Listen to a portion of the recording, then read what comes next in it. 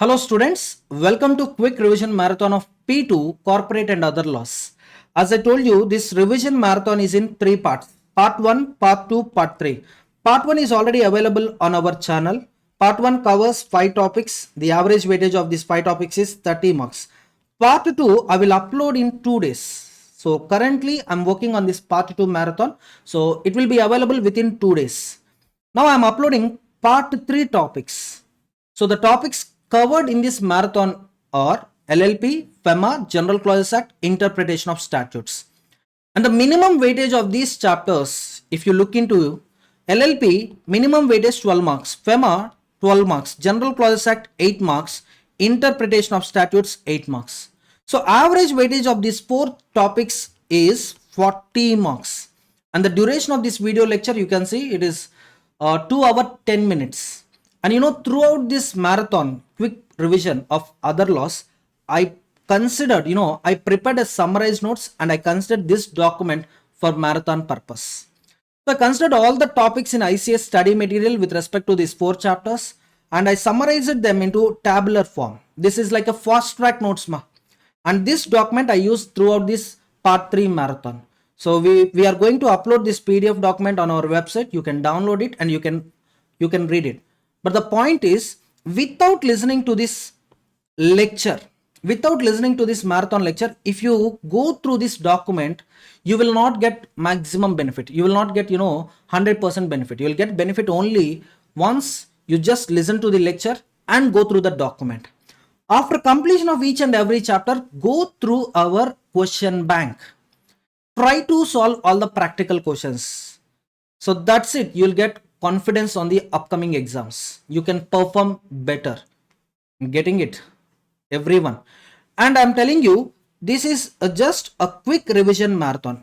If you want detailed revision marathon, same chapters are already available on CA Ramharsha YouTube channel. So under the playlist May 2024 Marathon CA Inter. So here you can see, first one, CA Ramharsha YouTube channel. Same is also available on my channel too. So first one, CA Ramharsha YouTube channel, May 2024 Marathon CA Inter. Here you can see other laws revision. So almost, till today it got some 90,000 views approximately. So if you want detailed revision, you can watch this lecture. No sir, just summary itself is sufficient sir. We are okay with the concepts. We just need a summary revision sir. Then, watch this lecture. Getting my point, students? So stay tuned, watch the marathon. All the best for your upcoming exams. Hello students, in this lecture I am revising interpretation of statutes, which is having a weightage of 8 to 10 marks in your examination. The highlight of this chapter is easy to understand but difficult to reproduce relevant content in the examination. As a result, majority students are taking this chapter choice. But looking at the weightage, it's not advisable. So don't take this chapter choice. And I'm going to revise this chapter for the next 30 to 35 minutes. After revision, you will find the chapter is easy. Along with this lecture, I'm going to share with you PDF document.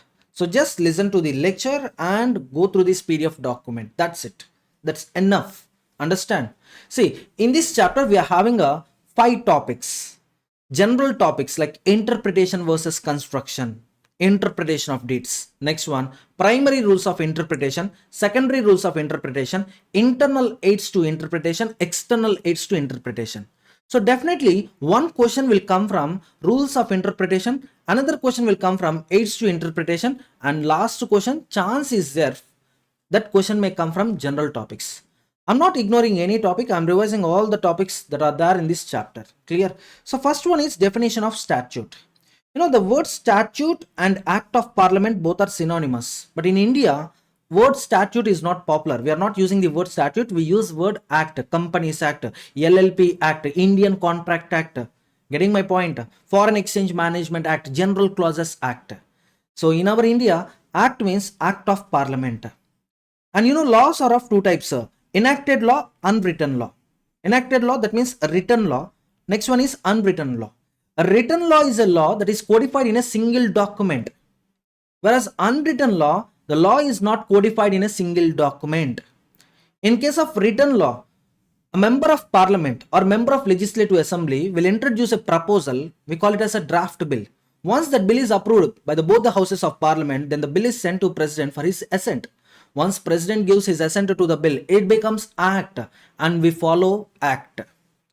Coming to unwritten laws, here the law is not codified in a single document, but law is based on purely on customary practices prevailing in that country and all previous judicial precedents, judicial decisions. So when when any matter is going to court, court will take customs, court will take usage, or court will take previous judiciary decisions in order to decide the present matter. But coming to in our India, a written laws, when a matter is going to the court, when a dispute is going to the court, so first primarily court will give reference to the act. Getting my point, students? So written law is based on legislation, whereas unwritten law is based on the customs, practices, usage, or judicial precedents. Understand? So Companies Act 2013, it's a written law. It governs companies and its operations in India. Next one, document, instrument, deed. See, there is a relationship between document, instrument, deed. Every deed is an instrument, but every instrument need not be a deed. Next one, every instrument is a document, but every document need not be a instrument, need not be an instrument. Let me tell you one more time. Every deed is an instrument. Every instrument is a document, but every document need not be an instrument. Every instrument need not be a deed. Understand? For example, this is a document. For example, in this is instrument and this is deed. Now you can understand it. You can understand it carefully. So first of all, document means, any matter either written or expressed or described on any substance. It may be a paper, or it may be a wood, or it may be a iron, metallic. Understand? Using letters, figures, marks for recording purposes. For example, this is one document, ma. Right now you are seeing on the screen, this is a document. And a statistical charts, it also becomes a document. That means, the means for recording the matter may be either letters or figures or marks or more than one of such means. And why we are recording that matter? We had an intention to use it present, or we may use it in future. So that is document. And a written document which is capable of creating rights and liabilities or obligations, then it becomes instrument. For example, promissory note. It creates rights and obligations. It creates right in favor of a payee, obligation in favor of, obligation on maker of the promissory note. He is liable on maturity date. Understand? Next one, an instrument which fulfills other requirements like, witness, a registration, then it becomes a deed. For example, property deed, sale deed. I'm the owner of this property. I want to sell this property. Now I'll register the transfer deed as per Transfer of Properties Act, and I'll give these documents to the buyer. Now buyer becomes owner of this property. Are you getting my point, students? So instrument, deed, the slight difference, the thin line of difference is, in instrument, if you find, registration, witness, all other statutory formalities, then it becomes a deed. So an instrument in writing affecting a legal disposition, often used interchangeably with instrument in India. Sima, all deeds are instruments, but not all instruments are deeds. Understand? Another example, a power of attorney may or may not qualify as a deed depending on its purpose. See, power of attorney is a document through which one person delegates his power, delegates his authority to another person. And this power of attorney, sometimes it is an instrument, sometimes it is a deed. How, sir? For example, I'm a owner of a big house property which is located in Chennai.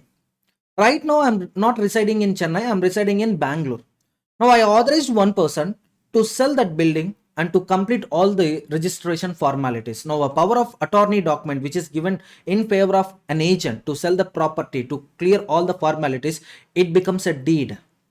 Whereas, power of attorney document executed for general purposes, like, executing bills of exchange, daily routine activities, then power of attorney becomes instrument. So depending on its usage, depending on its purpose, sometimes power of attorney is an instrument, sometimes power of attorney is a deed. Next one, ma. Yes, interpretation types, ma. Legal interpretation, doctrinal interpretation, literal interpretation, functional interpretation. I gave you examples here itself. So after completion of the lecture, Just reading this document, you will get clarity. You will get clear cut understanding about these types of interpretation. Legal interpretation, it's a binding interpretation based on actual rule of law. For example, company definition. If you take definition of company section 2 clause 20, company means company incorporated under Companies Act 2013 or previous companies law. Yes or no? So now, if any matter comes to the court regarding whether it is a company or not, just by applying the definition of company, we can simply decide whether it is a company or not. Suppose if you take LLP, it is not a company, it is just LLP. Why? Company should get incorporation under Companies Act. LLP will get incorporation under LLP Act. Getting my point, students? So authentic from legislature itself. For example, a tax law explicitly stating that corporate tax rates for financial year 24-25 will be 25%. So for companies, for corporates, the tax rate is 25%. Whatever is there in law, just read it, apply it. Legal interpretation. Next one, usual from other sources like customs or case laws. For example, the word separate legal entity was not defined in our Companies Act 2013. Now, separate legal entity is having various case laws like Solomon versus Solomon Company Limited. Getting my point? So, based on those judgments, we will get to know about separate legal entity. Company is separated from its owners. Act of company, company is liable. Act of members, members are liable. Act of company, members are not liable. Getting my point, students? So, legal interpretation subcategories 2. Authentic, usual. Authentic from law itself. Usual from other sources like customs or case laws. Next one, doctrinal interpretation. Here we discover the real and true meaning of the statute. Real and true meaning of the statute. Best example, ultra vires. Whether the act of company is within its powers or beyond its powers. Getting my point? So grammatical, using ordinary language rules. Logical, going beyond words to find the intention of the legislature. See, this chapter is significant nowadays. The reason is law was implemented at one point of time. Law was enacted at one point of time, or it was drafted at one point of time, whereas it was read at another point of time. Law making is happening at one point of time, law reading is happening at another point of time. So to construct a bridge between these 2 points, this chapter will play a crucial role. This chapter will play a significant role. So, reducing the gap between the time of making the law and the time of reading the law. Understand? For example, if you take a grammatical example, when you study or when you read section 96, every company except one person company has to conduct one general meeting in every year. That means it is very clear AGM is applicable for all companies except one person companies. Except for one person companies, all other companies are required to conduct one general meeting in a year. In an year. Yes or no? I'm sorry, in a year. Now, using ordinary language rules, we are getting that interpretation. Now, logical, going beyond the words used in the law in order to find out the intention of the lawmaker. For example, flexibility in CSR compliance. Suppose current year, we are having an obligation to spend 2 crores on CSR activities, and we are able to spend only 1.9 crore. Some 10 lakhs amount was not spent. 10 lakhs was not spent. Now, strictly, we will not implement penal provisions. We will look into the matter. Why this 10 lakhs was not spent? So, reason is, they couldn't get sufficient time to spend this 10 lakhs.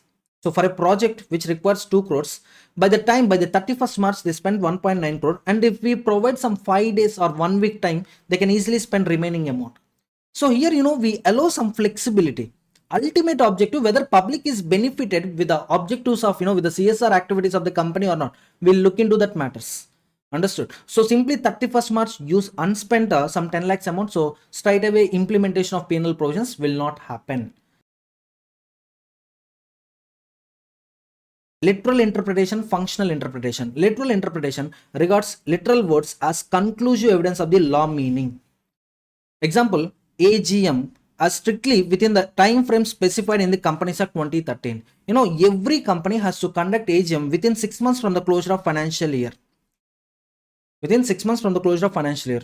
And the second time limit is time gap between 2 AGM shall not exceed 15 months. Okay, but I will go with only first time limit ma. So every company has to conduct one AGM within 6 months of closure of financial year. So just implement it. Whatever you read it, just interpret it as it is. That's it.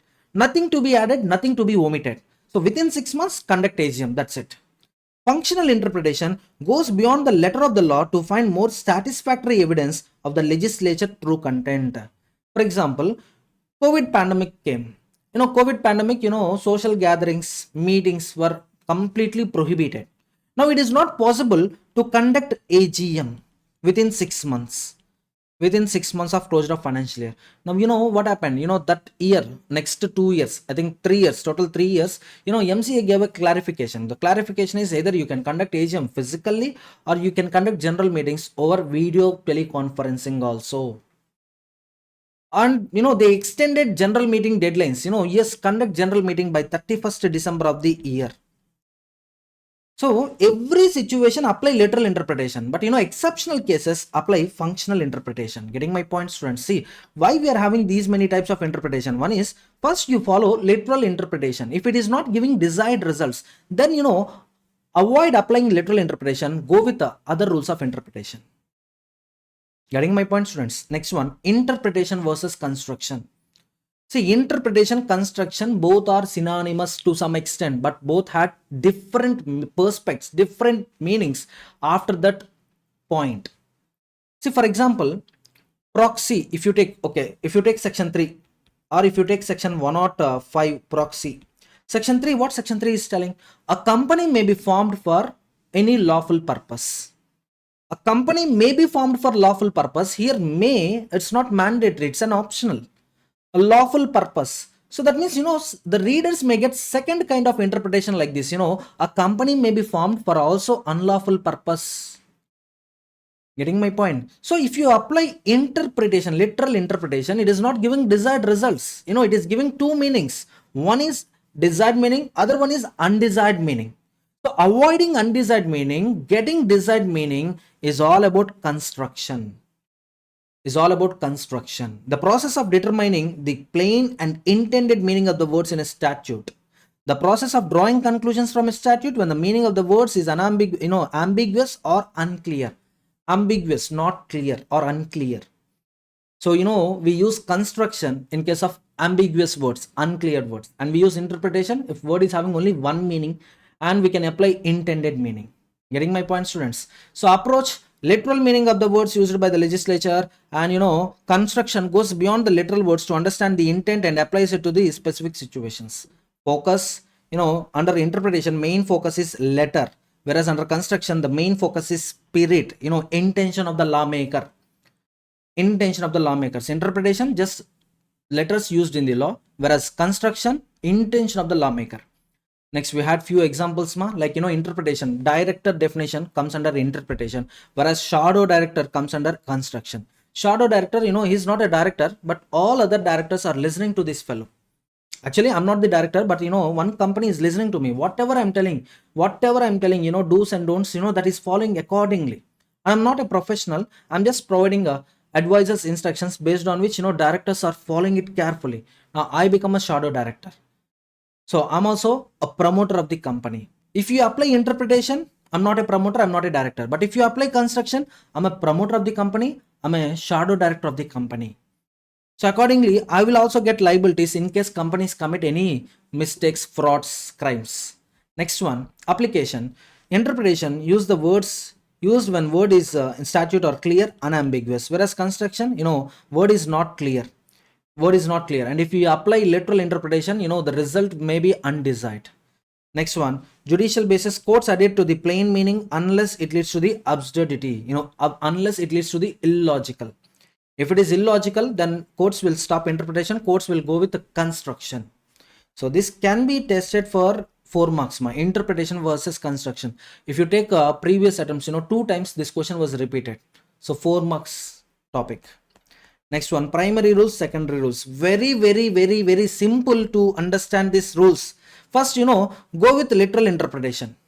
If literal construction is not giving desired result because the words used in the statute are not clear, ambiguous, for example, then go with reasonable construction.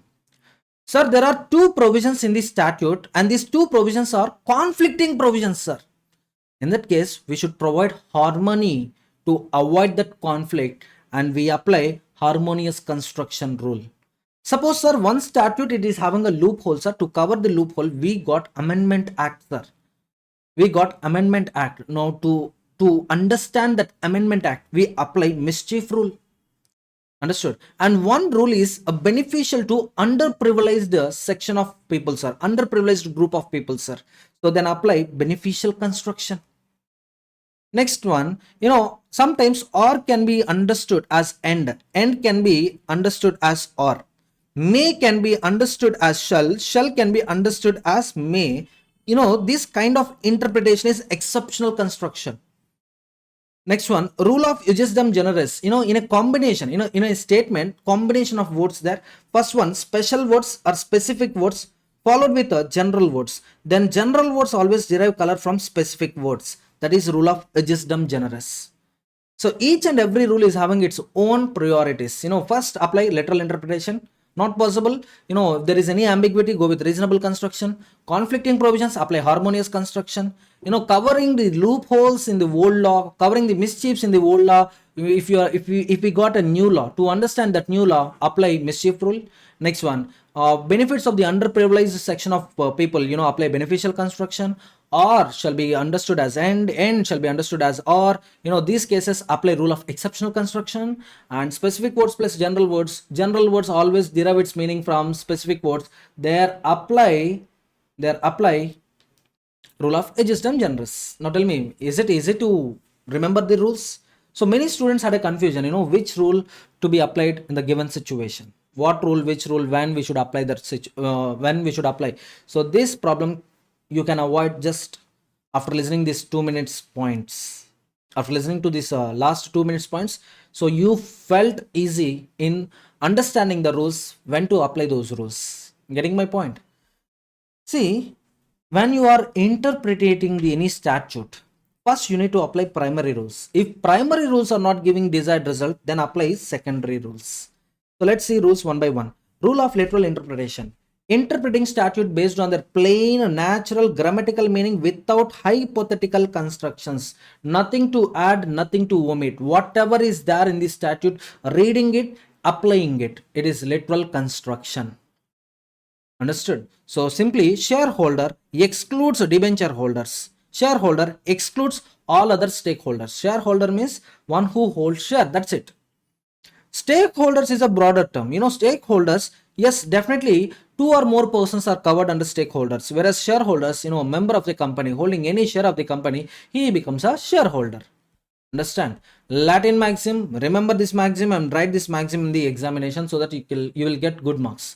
Plain words require no explanation.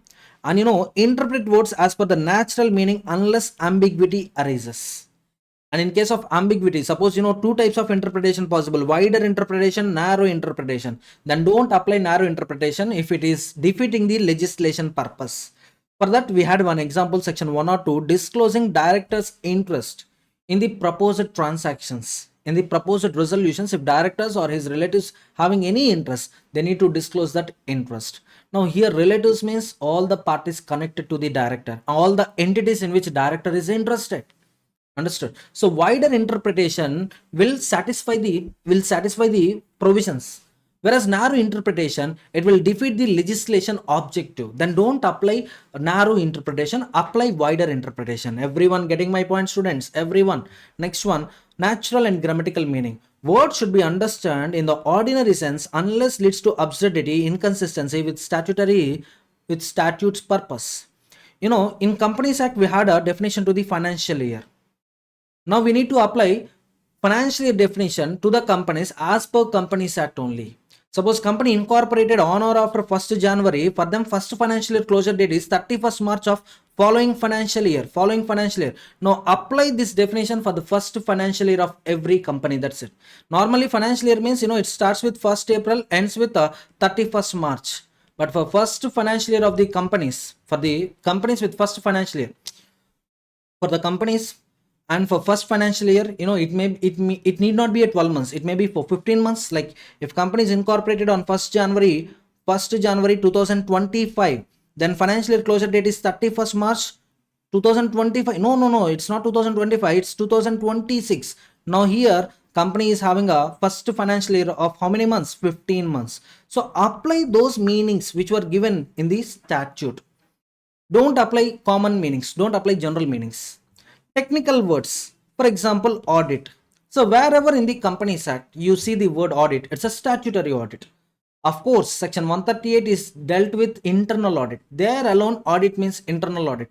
But all cases audit means statutory audit, and it's a matter of statutory compliance. It's not just internal checks. So technical terms must be interpreted in the technical sense unless otherwise defined. Next one, ordinary words, technical words. We had examples, goods, every movable property, tangible items. Okay. Next one, debenture is having a technical meaning. Debenture is interpreted as long-term debt instrument and not equity, not shares. So debenture is not an equity share. Debenture is not a preference share. Debenture is a long-term debt, is interpreted as a long-term debt instrument. Next one, reasonable construction. A reasonable construction. Words in a statute should be interpreted to give a sensible, practicable meaning, avoiding absurdity or futility. Absurdity, simply, sometimes it is illogical. Sometimes it is illogical, interpreting words in its natural sense.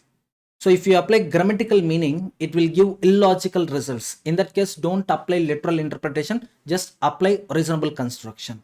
Suppose section 105, if you take, proxy has no right to speak at meetings. Has no right to speak at meetings means what? Suppose he want to know the time, or he want to take one cup of tea, or he want to drink water. Now for those things, can he raise his voice? Yes.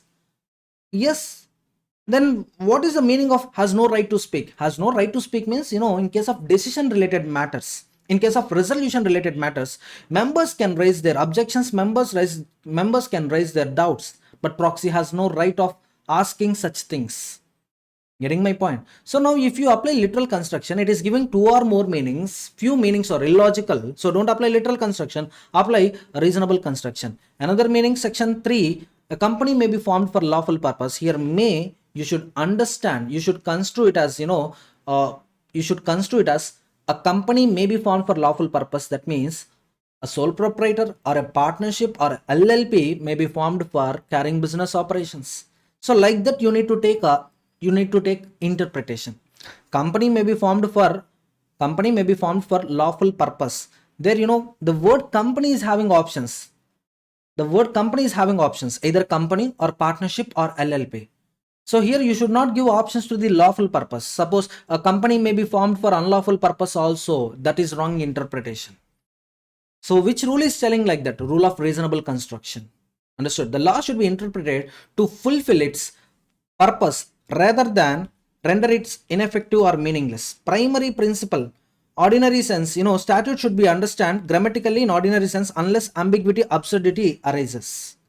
Next one, golden rule of interpretation, it allows departure from grammatical meaning only when necessary to avoid illogical results, inconsistencies. Is it clear? Next, coming to the next rule, rule of harmonious construction. So in case of conflict between two or more provisions, just apply harmonious construction. And here you will find three kinds of words like without prejudice to. Second one is subject to. Third one is notwithstanding. See, usage of any of these three words, it is providing harmony between two conflicting provisions. It is providing harmony between two conflicting provisions. For example, if you look at change of name. Section 13 is dealing with the matter of change of name, and section 4 is telling about restrictions on name, restrictions on selection of name. Name shall not be identical to or resemble with the name of existing company, and name shall not be undesirable in the opinion of central government, in the opinion of the government. And name shall not contain the phrases which creates a relationship with a government or government departments. So section 4, subsection 2, subsection 3 talking about restrictions on selection of the name. Section 13 is talking about change of the name. So now whenever you are changing the name, you should follow section 4 requirements. So resolving conflicts between section 13, section 4, yes, harmonious construction shall be applied. Getting my point, everyone? So here you can see notwithstanding, subject to clause, notwithstanding, without prejudice clause. So these 3 points are important for harmonious construction. Subject to, suppose name change subject to section 4 subsection 2 4 subsection 3. That means if you want to change the name, section 13 subsection 2 will apply. For alteration of name, section 13 is applicable. You all know that specific rule overrides general rule. So in case of alteration of name, section 13 will apply. But that alteration, if you want to select a new name, that new name should be subject to section 4 subsection 2 subsection 3. That means name selection, even in case of change of name, the name selection should be according to requirements of section 4 subject to. That means we are giving importance to second provision. Notwithstanding means we are giving importance to first provision and we are ignoring other provisions. Suppose private placement, notwithstanding overrides other conflicting sections. It overrides other conflicting sections. See, private placement, section 42 subsection 11 overrides subsection 9 subsection 10. So whatever is there in 9 10, they will apply. But since 9 and 10 applied, so 11 will not apply. That is not correct interpretation. 11 overrides 9 and 10. Understood? So in a situation where subsection 9, subsection 10 and subsection 11 applicable, first subsection 11 will apply. So what is there in 9 and 10? They are also applicable, but 11 overrides them. Without prejudice. That means, here both the provisions are operative. So provision 1, provision 2, without prejudice to provision 2, provision 1 will apply. That means what? Both provisions are operative. Both will get same importance. One will not restrict other. Provisions for company name registration are without prejudice to section 4 subsection 2, meaning both operate together without limiting the generality of either. So both apply. Notwithstanding, first one will apply. Subject to second one will apply. Suppose, in first provision, you saw subject to subsection 2, for example. Now, subsection 2 is important. Notwithstanding means, this provision is very important. Without prejudice to means both provisions operate equally. Next one, rule in Hedden's case. In rule in Hedden case, you have to remember these 4 questions.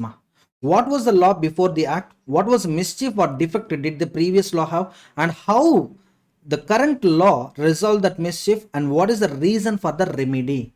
Just remember these 4 questions. You need to write these 4 questions as it is in your examination. And for understanding Hedden's case, best example is corporate social responsibility. Previous law is not providing statutory obligation on the companies regarding a CSR expenditure, CSR obligation, but present Companies Act 2013 is providing a statutory obligation on companies.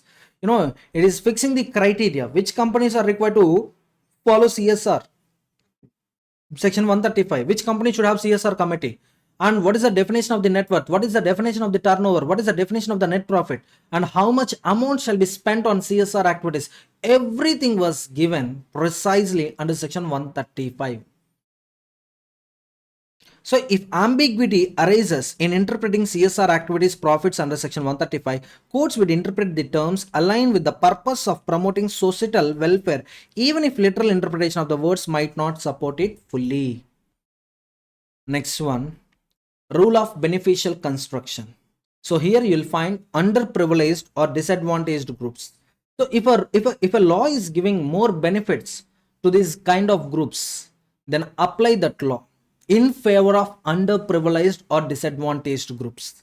Suppose there are misstatements in the prospectus. Class action suit section 37 is there.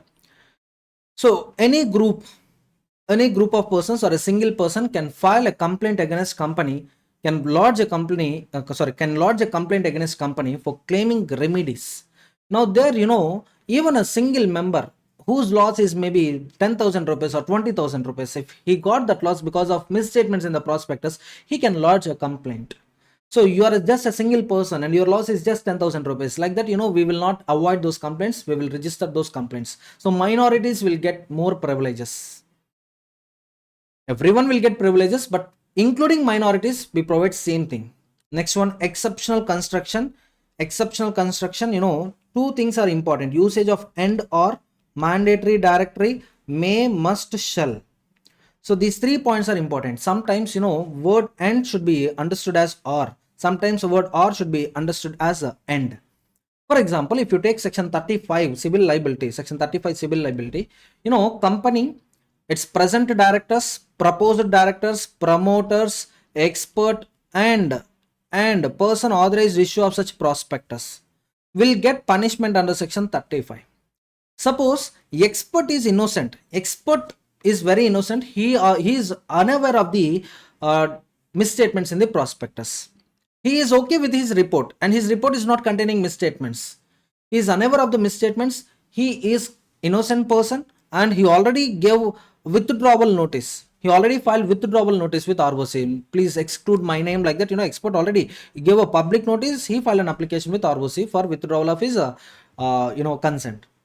Now, here expert will not get any punishment under section 35, but usage of the word and, it refers that, all these people will get punishment. But the answer is, it is not like that.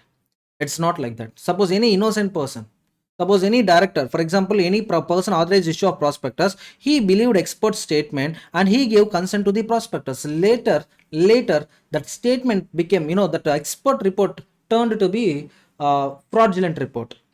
It contained purely misstatements. Now, any person authorized issue of prospectus purely on the expert report, they will get exemption from section 35 punishment. That exemption is there.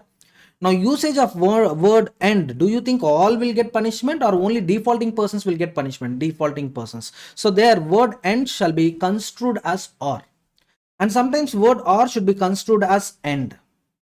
Getting my point? Suppose maintenance of books of accounts. Maintenance of books of accounts. For example, MD or whole-time director in charge of finance responsible for maintenance of books of accounts.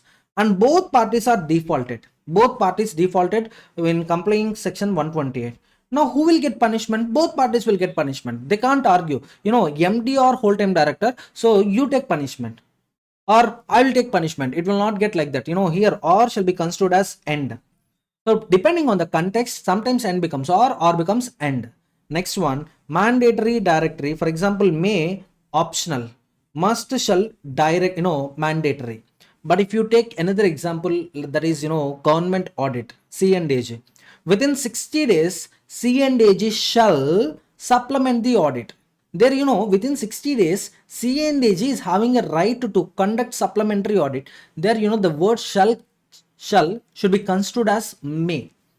There is no mandatory obligation on C&AG that within 60 days he should call for a supplementary audit. There is no mandatory thing. But if he wants to call for a supplementary audit, he is having such right he should exercise such right within 60 days. Within 60 days, he should exercise that right. Getting my point? Same meaning. Within 30 days of incorporation, board of directors shall appoint first auditor. If board fails, members shall appoint first auditor in the extraordinary general meeting. Now, board of directors are having a power to appoint a first auditor of the company. I'm talking about auditor only, right? Yes. But up to 30 days only, board of directors will get that right. Once 30 days over, board of directors, the power to appoint first auditor gets transmitted from directors to members. I'm getting my point, students? Everyone, in that context, up to 30 days, it is shall only. It is shall. Mandate. Next one. Rule of aegisdem generis. I told you, when there is a combination of words, specific words and general words always derive color from specific words. Understood? For example, if you take a Ashbury Railway Carriage Company, doctrine of ultravirus. So, engineering contracts, mechanical contracts, electrical contracts, general contracts. Now, the word general contracts will not cover finance contracts. So, here general contracts interpretation should be taken from first 3 contracts, that is engineering, electrical, mechanical. Simply, all incidental to these 3 contracts comes under general contracts. Getting my point, students? And in this rule, this point and this point is very, very important. These 2 points are very important. What are the conditions for application of aegisdem generis? Enumeration of specific words, the words from a class of category, and the category is not exhausted. General terms follow. No contrary legislative intent. So in a law, suppose rule of aegisdem generis is not applicable, like that they mentioned, then don't apply rule of aegisdem generis. So when these 5 conditions are satisfied, aegisdem generis is applicable. Aegisdem generis is applicable, and aegisdem generis is not applicable in these 4 cases. Preceding words or subsequent words are general. Suppose if you take a plant and machinery, and if you take a plant and trees. So here, general word is first and specific word is next. So in this case, machinery will not take interpretation from plant, or trees will not take interpretation from plant. Here plant interpretation will take from machines. So specific words plus general words, if combination is like this, then general words derive color from specific words. Accordingly, rule of aegisdem generis will apply. But the point is, if this combination is like this, general words plus specific words, then don't apply aegisdem generis, apply nocita ausocis. Next one, specific terms exhaust the category. That means, only specific words were given and complete list was given. General words, there is no chance at all. All special words were given. Then, no, just apply literal construction. No need to apply aegisdem generis. Specific terms are diverse in nature. There is no relationship in these words. If there is any relationship, then general words will derive same relationship from the specific words. For example, I provide classes with respect to CA, CMA, CS, etc. That means that etc. covers only commerce courses. That etc. will not cover MBBS course, engineering course. Whereas specifically I'm mentioning like this, I'll provide coaching for CA, CMA, CS and all mathematics subjects in other courses. Now, these are diverse in nature. The terms, CA, CMA, CS is talking about commerce, and the other term is talking about mathematics. Either list is complete, or, the list, each and every term is defining, each and every term is having a distinct meaning. Then don't apply aegisdem generis. Express intent overrides rules. That's what, this is our 5th point in a conditions. Suppose, in a statute, the clear cut point was mentioned, rule of aegisdem generis is not applicable, then don't apply rule of aegisdem generis. Nocita ausocis, as I told you, general word plus special word. General word gets meaning from the next associated special word. For example, plant and machinery. Another example, fresh orange juice is not a fruit juice. When fruit juice, the word fruit juice is added in the context of manufactured beverages. So when fruit juice is added in the context of manufactured beverages, that fruit juices will not cover orange juice, banana juice. Getting my point? Fresh juice, ready. It's not ready made. They will make based on your order and they will serve it. It will have a limitation period. You can consume it within a day. But coming to fruit juices, they can be preserved for 3 months, 6 months, 9 months. Getting my point? Suppose all fruit juices will get taxation at under 12% GST, for example. So fruit juices excludes orange juices. So here fruit juices comes under the meaning of, the text is manufactured beverages. That text will apply. Next one, contemporaneous expositio. Here, this is applicable only to the old laws. It's not applicable to modern laws. It is applicable to old laws. Imagine Companies Act 2013 didn't came, and we are having Companies Act 1956. So when you are interpreting a provision belonging to Companies Act 1956, you have to consider the situations, customs, usage, practices prevailing during 1956 for better understanding of the provisions. Getting my point, students? So with respect to corporate governance, with respect to rules, which belongs to Companies Act 1956, apply 1956 year practices, customs, usages. Then you will get better interpretation. So that means, rule of doctrine of contemporaneous expositio. Here the main weightage is given to the customs practices prevailing when the law got enacted, not at the time, at present time. Next one, 2 rules completed, primary, secondary. Next we are left with internal aids, external aids. Internal aids, long title, short title. Title is important for identifying the statute. Long title, next one, preamble. Long title describes enactment scope, purposes used to ascertain legislative intent, but cannot override clear provisions of the act. And preamble also same meaning you will observe. But there is a difference between long title and preamble. I'll tell you. See, preamble Preamble. It explains scope, objective, purpose of the statute. It explains scope, objective, purpose of the statute. But coming to long title, it also describes scope and purpose. It also explains scope and purpose of the statute. The main difference is long title is a detailed explanation. It's a detailed description of the scope. Whereas preamble, it's a brief statement.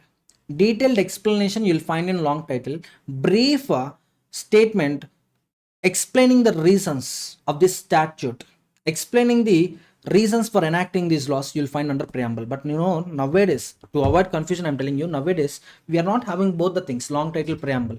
We are having only one thing. Long title you'll find under short title, whereas preamble you'll find in the text. You'll find in the text of the law.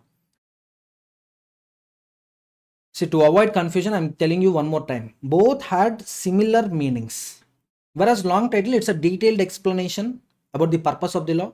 Preamble, it's a brief statement regarding the reasons why this law was enacted. And we apply preamble in case of ambiguity of any words used in the provisions, used in the context. For example, if you take Companies Act, it is applicable only to the companies. It is only applicable to the companies. And even if you read the preamble of Companies Act, it is a law to consolidate, amend previous company laws. That means all previous companies, all existing companies which were incorporated under previous company laws are required to follow our Companies Act 2013. It's very clear with preamble. And if you take Negotiable Instruments Act preamble, so Negotiable Instruments Act is applicable only to the three instruments. What are the three instruments? Promissory note, bill of exchange, checks. But cannot override the clear provision. Suppose if you take Companies Act, it speaks about, section 464 speaks about illegal associations belonging to partnership firms. In case of partnership firm, when the number of partners exceed prescribed number, it becomes illegal association. Now, section 464 is talking about unregistered section 464 is talking about partnership firms, whereas preamble is talking about company. So when there is a conflict between preamble and provisions of the Companies Act, which one will prevail? Only provisions of Companies Act will prevail. This is very important point. This point can be asked for 2 marks, true or false question. So in case of conflict between preamble and provisions, which one we should follow? Provisions. In case of ambiguity in the provision, whether this provision is applicable to what kind of entities, then go with the preamble. So right now we are having only one. Previously we had long title, we had preamble. But ultimate objective of the both is same. Thin line of difference. Long title, detailed description of the actor. Preamble, brief statement about the reasons why this law was enacted. Heading and title. We are having chapter headings. Chapter 2, incorporation of company. Chapter 3, prospectus. Chapter 4, share capital and debentures. Right? So yes, we will also consider them while interpreting the statute. Marginal notes. In amendments acts, you will see in margins, you will find the summary of these sections. But no case, it will consider as an aid to construction. It is not considered as an aid to the construction. Definitional clauses. Section 2, if you see, all definitions we are having. And these definitions, 3 types. Restrictive, extensive, ambiguous. Take company definition. Company is a restrictive definition. Restrictive means here, company means company incorporated under Companies Act 2013. Only an association which is incorporated under Companies Act 2013 or previous company laws becomes companies. That's it. Restrictive. Extensive. Take board of directors for example. Board of directors includes committee of directors, audit committee, CSR committee. All these committees comes under board of directors only. Next one, ambiguous definition. For example, related party you take. Related party will have a ambiguous meanings. Why? Because related party means not only my relatives but also the entities in which I'm related. Suppose I'm director of your company and I'm also director of another company. Now that another company becomes related party to your company because I'm interested in that company. My relatives become related party to the company, and my entities, entities in which I'm interested either as a director or as a member, all these entities also becomes related party to this company. So this is not clear-cut definition. It is it's like inclusive in nature. So definitions 3 types: restrictive, extensive, ambiguous. Remember examples for each one. Restrictive, company definition; extensive, board of directors; ambiguous, related party.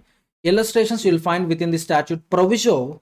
For example, financial statements had 5 components: balance sheet, profit and loss account, cash flow statement, statement showing changes in equity, and notes to accounts. But this is not applicable to OPC. For OPC, cash flow statement is not there. For OPC, for small companies, cash flow statement is not there. Dormant companies, cash flow statement is not there. That means, proviso, it's an exception. It's an exception to the main provision.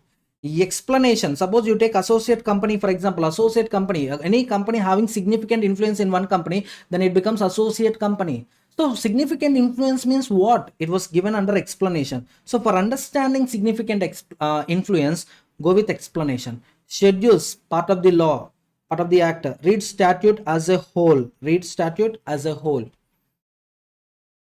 Now the point is, all these things you will find within the law. For interpreting these words, for interpreting the statute, we will take assistance of these things. So that's why internalites. Sometimes we will take assistance from external sources also. For understanding the provisions, we will take assistance from external sources. They become externalites, and they are historical setting, consolidating statutes, previous law, usage, earlier or later acts, analogous acts, dictionary definitions, use of foreign decisions. So historical setting, before drafting Companies Act, Company Bill 2012, what discussions were held regarding one-person company, regarding small company? Those matters we consider for understanding small company in detail, one-person company in detail, historical setting. Consolidating statutes, previous laws, 1956 Companies Act, 1913 Companies Act, we also consider them for better understanding present Companies Act. If present Companies Act, if all the words had only one meaning, clear meaning, no ambiguity, then we apply Companies Act 2013.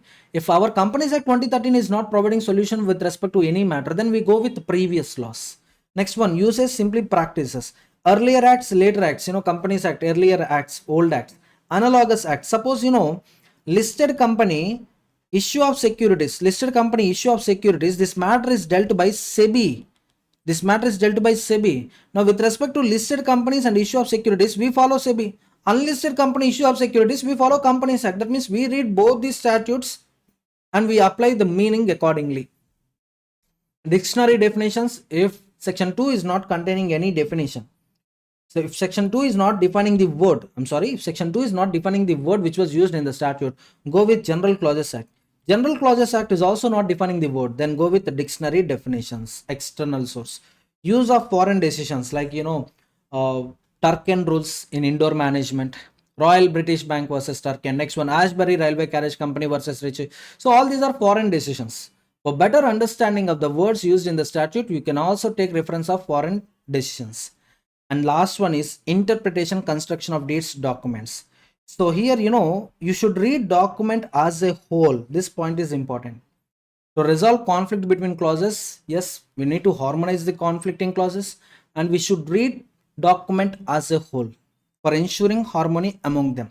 Suppose, clause 1, it is telling, if you take articles of association, in one clause it is telling that managing director can sign a check up to 5 lakhs. Second clause, it is telling that board approval is required. Board of directors approval is required for signing a check exceeding 5 lakhs. Now, two clauses, two interpretations, but you need to provide harmony to these two clauses and you need to take a interpretation like this. So checks with an amount up to 5 lakhs, MD is sufficient. Checks with an amount exceeding 5 lakhs, MD alone is not sufficient. Board resolution is required. Getting my point, students? So with this, interpretation of statutes revision is over. So now let's revise Foreign Exchange Management Act 1999. So Foreign Exchange Management Act 1999, tell me what is the commencement date of FEMA? 1st June 2000. And what is the preamble of FEMA? Preamble objective, preamble of the FEMA. It is an act to consolidate and amend laws related to foreign exchange, aims to facilitate external trade payments and orderly development of foreign exchange market in India. So this point you have to remember. What is the objective of FEMA? How many objectives are there? Two objectives. One is facilitating external trade payments. Second one is development of foreign exchange market in India. Next one, coming to the extent and applicability. FEMA 1999 is applicable to whole of India, including Jammu and Kashmir. And it is also applicable to the transactions carried by a person resident in India outside India. It is also applicable to the transactions carried by branches offices, agencies which are established outside India but owned or controlled by person resident in India. And this act is also applicable to all contraventions outside India committed by person resident in India. Getting my point? So total 3 points you have to remember. It is applicable to whole of India. In whole of India, if a foreign exchange transaction is carried by resident or non-resident, FEMA is applicable. But talking about outside India, if a transaction is carried by person resident in India, FEMA is applicable. Suppose foreign currency transaction carried out by non-resident outside India, then FEMA is not applicable. Now, branches, offices, agencies established in India. Now tell me, FEMA applicable or not applicable? Established in India, FEMA is applicable. Established outside India but owned and controlled by outside Indian persons only, then FEMA is not applicable. Branches, any confusion? Branches, offices. Let me tell branch only. So branches established outside India but controlled by person resident in India, then FEMA is applicable to that branch. So not only for transactions but also for contraventions also FEMA is applicable. What type of contraventions? Who is committing these contraventions? Non-resident or resident? Resident to non-resident in India, resident outside India. If any non-resident is contravening FEMA outside India, our FEMA is not applicable. So whether he is resident or non-resident, how can we decide? It depends on his period of stay. In the preceding financial year, which year? Preceding financial year, if his period of stay is more than 182 days, greater than or equal to 182 days, more than 182 days. If he is a resident in India, if he reside more than 182 days in India in the preceding financial year, then he becomes resident. For individual, this condition will apply. Whereas for other than individuals, any person, body, corporate, registered, incorporated in India, it becomes resident. Office, branch, agency in India also becomes resident. It is immaterial whether it is owned or controlled by Indian resident or owned or controlled by non-resident. If branch, agency established in India, it becomes resident. Next one, office, branch, agency outside India, either owned or controlled by person resident in India, then also it becomes a resident. So here residential status period of stay is applicable only to individuals. For other than individuals, incorporation matters, establishment matters. Incorporation in India, resident. Establishment in India, resident. Now coming to individual, yes, of course, even though his period of stay more than 182 days in preceding financial year, he is still treated as non-resident. What are those cases? If he is leaving India because of 3 reasons, any of the 3 reasons. One is he got employment, he got job outside India, or he started business, he is going to start business outside India, or he is leaving India with an intention not to come to India for uncertain period. So in these 3 cases, from the date he left India, up to that date he is a resident. After that date he is non-resident. That means resident, once he is a resident at the commencement of year, is he a resident throughout the year? No. Here residential status we need to check each and every day. So at one point of time he is a resident, at another point of time he is a non-resident. Again, general rule, period of stay 182 days, more than 182 days will not apply to non-residents who are coming to India for any of one of the 3 purposes. What are those one of the 3 purposes? What are those 3 purposes? Employment in India, business in India, yes, intention to stay in India for uncertain time period. Now these are the 3 reasons. These are the reasons why a non-resident is coming to India. From the date he enter into India, he becomes a resident. It is immaterial whether his period of stay in preceding financial year is 182 days, more than 182 days. It is immaterial. Everyone. Next one. Commencement, as I told you, 1st June 2000. Definitions. Authorized person, remember 4 names ma. Authorized dealer is authorized person. Money changer is authorized person. Offshore banking unit authorized person. Any person authorized under section 10 subsection 1 to deal in foreign exchange, foreign securities. He is also authorized person. Next one, transactions. How many transactions we are having? 2 types. Capital and current. A transaction can be either capital or a transaction can be current. But it cannot be both capital and current. Once it is a capital, it will not be current. Once it is a current, it will not become a capital. That means both are mutually exclusive or inclusive? Exclusive. Now what is a capital account transaction? Any transaction altering assets, liabilities including contingent liabilities, outside India of Indian residents. Next one, assets liabilities in India of non-residents. Small correction is there, small correction is there. So what is a capital account transaction? Any transaction alters assets, liabilities, contingent liabilities. Whose assets, whose liabilities, whose contingent liabilities? Residents. Where are these assets liabilities located? Outside India. Resident outside India. Next one, coming to non-resident in India. With respect to non-resident, only assets, liabilities we consider. Transaction affecting asset liability of a non-resident in India, then also it is a capital account transaction. Next one, current account transaction. Any transaction other than capital account transaction, it becomes current account transaction. But 4 transactions are prescribed as current account transactions. What are those transactions? Payment for foreign trade, payment for foreign services and business. Next one, interest on loans, net income from investments.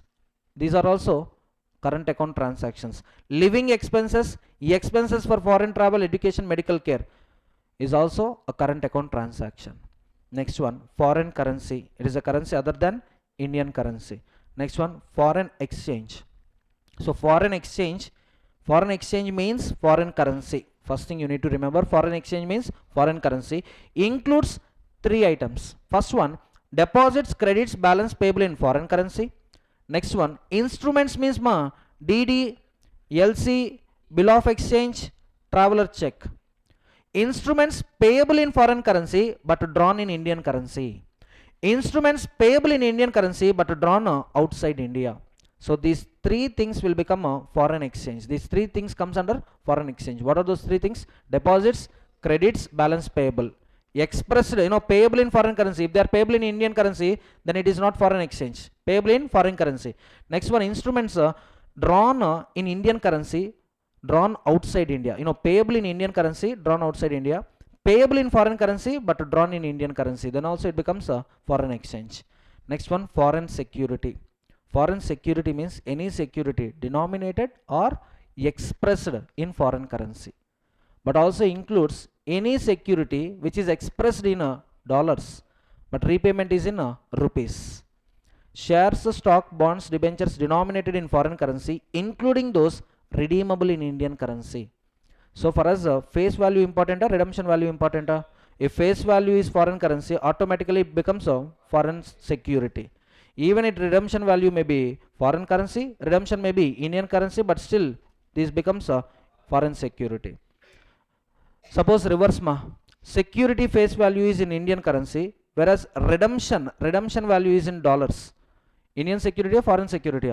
Indian security. Face value denominated in Indian currency, it becomes Indian security. It is immaterial whether redemption is in dollars or rupees. Next one, person, 7 persons, individual, HUF, company, firm, association, whether incorporated or not, and every artificial juridical person not covered above. Last point is important, branches, offices, agencies owned or controlled by such persons. Is it okay? And person resident outside India, who does not qualify as a resident in India. That means any person other than resident, we call him as person resident outside India. So this is a residential status. Check it once. What is the general rule, Period of stay more than 182 days. In which year? Current year or preceding financial year? If yes, he is a resident. And is he leaving our country in the current year? If yes, check for 3 purposes. Yes, satisfied, sir. Then he is a non-resident. No, sir. Just visiting purpose only, sir. Tourism purpose. 2 months. After 2 months, he will come back, sir. Then he is a resident. First of all, he is not at all leaving our country. Then means he is a resident. Next one, non-resident coming to our country. What is the purpose of coming to our country? 3 purposes, sir. Then he is a resident. No, sir. Just visiting, sir. Just tourism purpose, sir. Then non-resident. Sir, first of all, he is not at all coming to our country, sir. Then also non-resident. Okay. Next one. Current account transactions. Tell me, import of machinery where you are making payment at the time of purchase only. Import of machinery from foreign countries and you are making payment Now is this transaction current account transaction or capital account transaction? Current account transaction. Why? To call capital account transaction, foreign asset, foreign liability for non-resident, for resident, or Indian asset, Indian liability for non-resident should be created.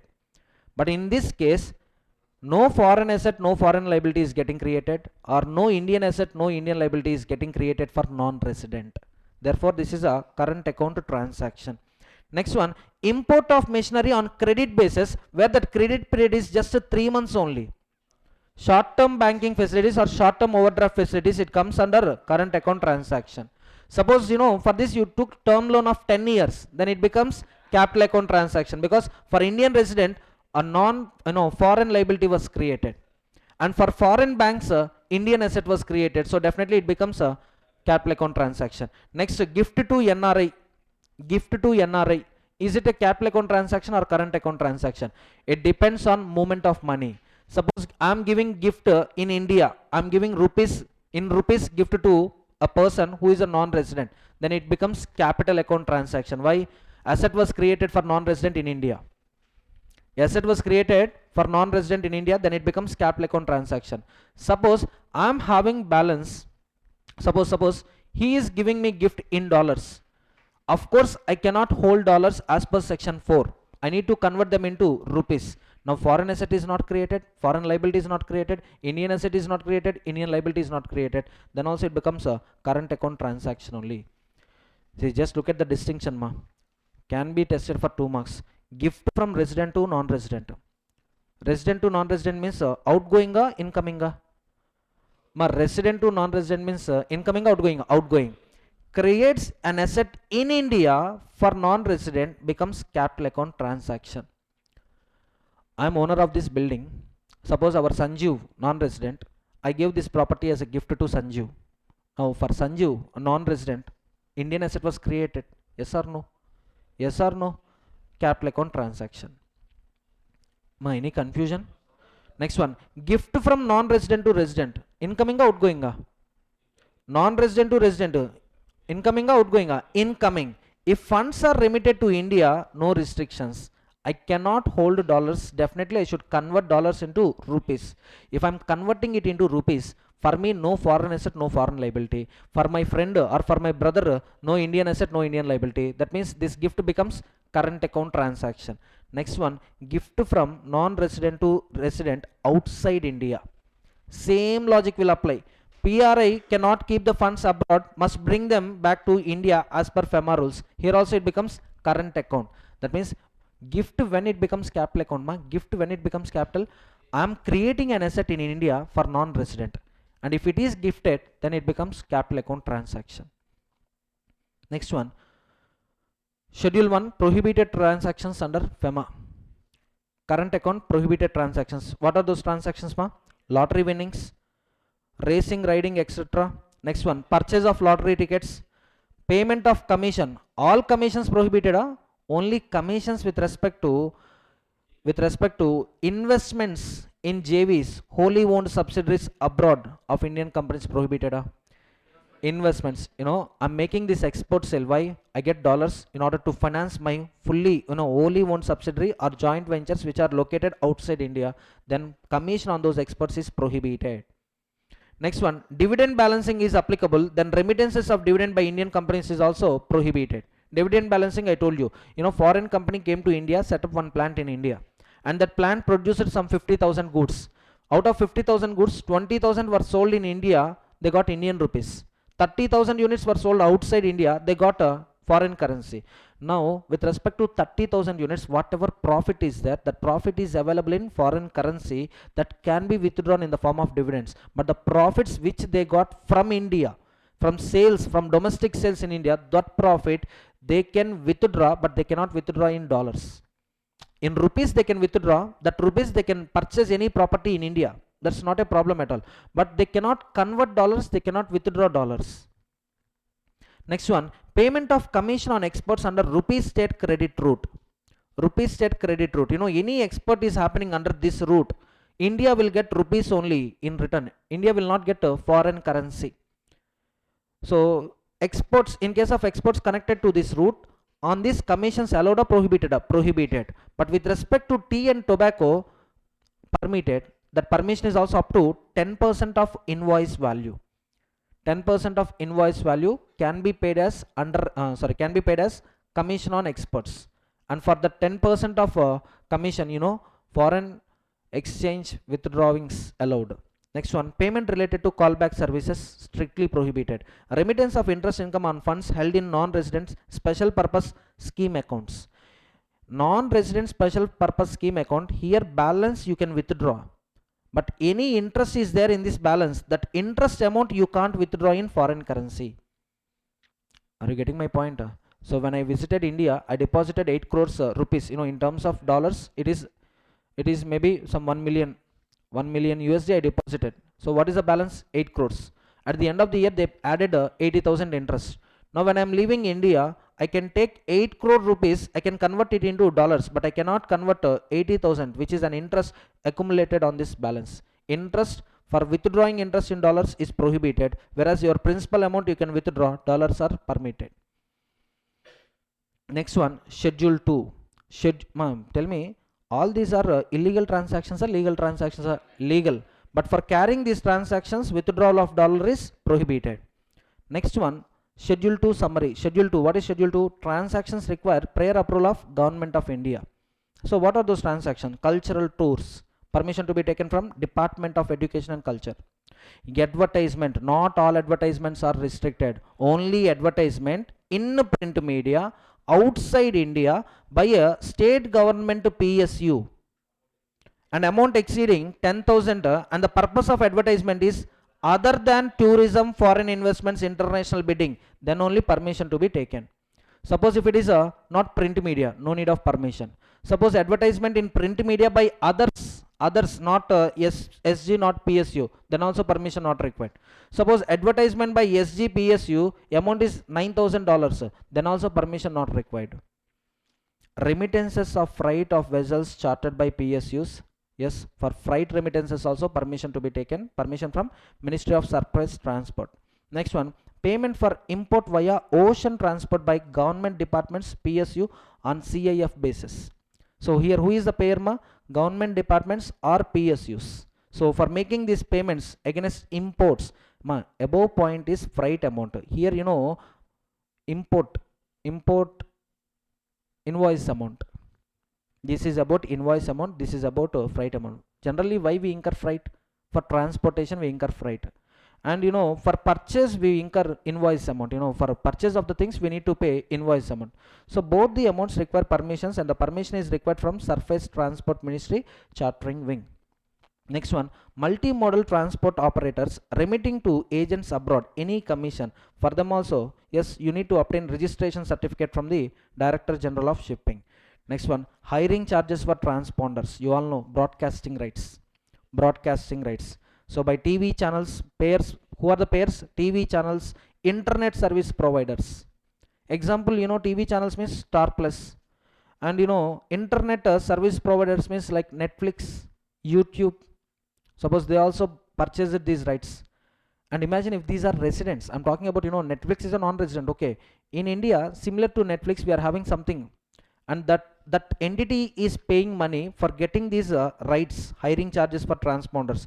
Then they can make payment subject to approval of Ministry of Information and Broadcasting. Understood? Next one, container detention charges. You are allowed to use that container for a limited period. Period exceeded, now you have to pay charges. If charges are within the prescribed limits, no need of permission. If charges exceed rates, who will prescribe rates? Central government will prescribe rates. If charges exceed rates, then take permission from Ministry of Surface Transport. Next one, prize money sponsorship fees. Tell me, who are paying these amounts? National body, national sports body, international sports body, state sports body. Other than these three bodies, where they are paying? Outside India. How much they are paying? Up to 1 lakh USD, no permission. Exceeding 1 lakh USD, permission is required. From whom? Ministry of Human Resources Development. Next one, membership fees for protection and indemnity. For protection and indemnity, P&A clubs, here also Ministry of Finance permission is to be taken. Now, Placing these many restrictions, what is our ultimate agenda? Why we place restrictions on these payments? Only to protect foreign reserves from getting misutilized. Next one, schedule 3. These are permitted, freely permitted up to $250,000. Exceeding $250,000, permission is to be taken. RBI permission is to be taken. Private visits abroad, except Nepal and Bhutan. Next one, gifts, donations, employment abroad. For all this, up to 250,000 USD.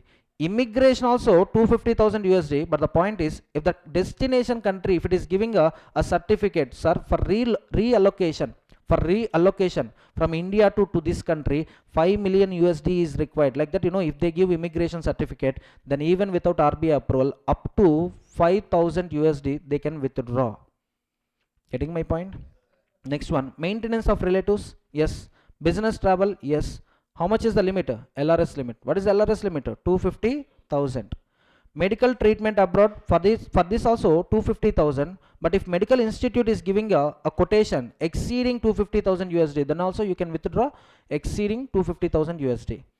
Next one, studies abroad, yes, here also limit is 250,000. But if that university is giving a quotation exceeding 250,000 USD, then also you can withdraw freely without any RBI permission. Other current account transactions, any other permissible current account transaction which is within LRS limit. Now tell me, for each and every category 250,000 limit there are. For all categories 250,000 limit is there are. For all, for individual, for all. Now schedule 3 current account transactions plus schedules, in capital account transaction, all put together $250,000, or for current account 250,000, for capital account 250,000, all put together. That means an individual, per person, the limit per year is 250,000. If year gets completed, next year again new limit is 250,000. Next one, facilities for persons other than individuals. The following persons are required to take prior RBI approval. When there is a conflict point between 1 and 2, in case of 1, what they will tell, up to $250,000 permission is not required, like that he will tell. But here coming to second point, you need to take prior approval of RBI, like that, reverse, he's playing a reverse trick. Here RBI permission is required, like that he is telling. RBI permission when it is required, if donations exceeding, commissions exceeding, consultancy services exceeding, reimbursements exceeding. That means, in first point they are telling up to, second point they are telling greater than. First point up to, no permission. Second point greater than, yes, permission. Getting the difference? So for individuals they are talking about LRS. For other than individuals they are giving transactions, they are specifying the things. For other than individuals don't apply LRS. If you are applying LRS for other than individuals, what happens? I will incorporate 10 dummy companies, 10 shell companies. For each company, if $250,000 limit, if I apply, just imagine, for 10 companies, how much amount I can withdraw? 25 lakh USD. Allowed or not allowed? Apply the sense and tell me, apply common sense and tell me, 10 fake companies are incorporated, and for each company, if you apply LRS scheme, each company can withdraw up to how much amount? $250,000. That means as an individual, I can't withdraw $25 lakh, but I'm incorporating 10 dummy companies, and with these 10 dummy companies, I'm withdrawing 25 lakh USD, which is illogical, which is not correct. That's why LRS limit is applicable only for individuals. Other than individuals, 4 transactions were given: donations, commissions, remittances, reimbursements. Donations up to 1% or up to $5 million, whichever is less, up to, permission not required. Next one, commission up to 25,000 USD or 5% of a sale amount, whichever is more, up to that amount, permission is not required. Consultancy service for infra projects up to 10 million USD, permission not required. Other projects up to 1 million USD, permission not required. Next one, pre-incorporation expenses reimbursements, 5% of the investment or 1 lakh USD, whichever is higher. In all these cases, whichever is higher, but donations only, whichever is less, you need to remember. And up to the limits, permissions not required. Exceeding the limits, permissions are required. Okay, na? Next one, exemptions. RFC accounts, EEFC accounts, these restrictions will not apply, but schedule 1 will apply. Schedule 1 will apply. Now coming to EEFC accounts, two things in Schedule 2, two things, for these two things you have to take permissions. What are those two things? One is membership P&A club, which is covered in Schedule 2. Next one, commission to agents abroad for selling properties, this is Schedule 3. And reimbursement of pre-incorporation expenses, this is Schedule 3. Total how many activities are there? 3 activities. One is falling in Schedule 2, 2 is falling in Schedule 3. So Schedule 3 activities require RBI approval, Schedule 2 activities require CG approval when limits have been exceeded. For P&A club there is no limit. Even $1 you are making payment, even $1 you are making payment, you need to take permission. Next one, international credit card usage, no approvals required. LRS, what is the limit, ma? $250,000. And this LRS is not available to corporates, partnerships, HUFs, trust. LRS is applicable only to individuals. Special notes, consolidation, clubbing allowed for family members. But for capital account transactions, clubbing is allowed only if they become co-owners or co-partners. Next one, any resident acquired property outside India when he was a non-resident, yes, he can continue to hold such properties. Any non-resident acquired properties in India when he was a resident, acquired properties in India when he was a resident, he can continue to hold such properties. There is no restriction, there is no prohibition. And last category, capital account transactions, Schedule 1, Schedule 2. Schedule 1 is for residents, Schedule 2 is for non-residents. Yes, a list is given, just remember that list. Next one, transactions with no restriction, freely permissible. What are those freely permissible, ma? Amortization of loans, that means making loan balance 0. That means pre-closure of loans. You are paying complete balance amount today itself. Repayment of loan installments, depreciation of direct investments in ordinary course of business. In these cases, yes, permissions are not at all required. Next one, prohibited capital account transactions. General prohibition exceeding $250,000. If you want, you can take RBI permission and you can do it. See, no person can sell or draw foreign exchange for capital account transactions unless permitted by regulations. And what is the permissible limit? $250,000 under LRS. Next one, persons resident outside India are prohibited from carrying how many activities? 5 activities. One is chit fund, Nidhi company, agriculture plantation activities, real estate business. Last one, transferable development rights. Coming to chit funds, if state government authorizes, it can, but subscriber can deposit dollars, but subscriber is not allowed to withdraw chit amount in dollars, non-repatriation basis. Nidhi companies, absolute prohibition, agriculture, absolute prohibition, real estate, development activities permitted, other than development activities prohibited. TDRs prohibited. Next one, restrictions on transactions with North Korea. So no capital account transaction is permitted with any person, citizen who is a citizen or resident of North Korea without approval of CG. All existing investments should be closed within 180 days of commencement of these rules. Everyone? So we'll have a break. So let's quickly revise Limited Liability Partnership Act 2008. So 3 dates important. Parliament passed this bill on 12th December. President gave approval on 7th January, 12th December 2008, 7th January 2009. Notification date 9th January 2009. Next one, purpose of this act to regulate limited liability partnerships. Total sections, we are having 8 sections. 81 is omitted. We are having 80 sections, and we are having 4 schedules. Schedule 1 determines duties and rights of partners and LLP in the absence of LLP agreement. Means LLP agreement, do you think in total it is option? No. Any clause in LLP agreement, if it is silent with respect to issue, then we can follow first schedule. Next one, second schedule, conversion of firm into LLP. Third schedule, private company into LLP. Fourth schedule, unlisted public company into LLP. Next one, Indian Partnership Act, applicable or not applicable? Not applicable. Out of definitions, 2 definitions are very important. Financial year, small LLP. Financial year. So generally financial year closure date is 31st March of every year. But if LLP is incorporated after 30th September, that means on or after 1st October, then financial year closure date shall be 31st March of following financial year. Clear? Small LLP limits, what are the limits? Contribution up to 25 lakhs. Turnover up to 40 lakhs. Partners in LLP. Who can be a partner? Individual body corporate. Tell me, can HUF become partner of LLP? Can a foreign LLP become partner of LLP? Foreign LLP. Indian LLP. Indian company. Foreign company. Company incorporated outside India. Corporate sole. Cooperative society. So corporate sole, cooperative society, HUF not qualified. Individuals also, minors not admitted. Unsound mind not admitted.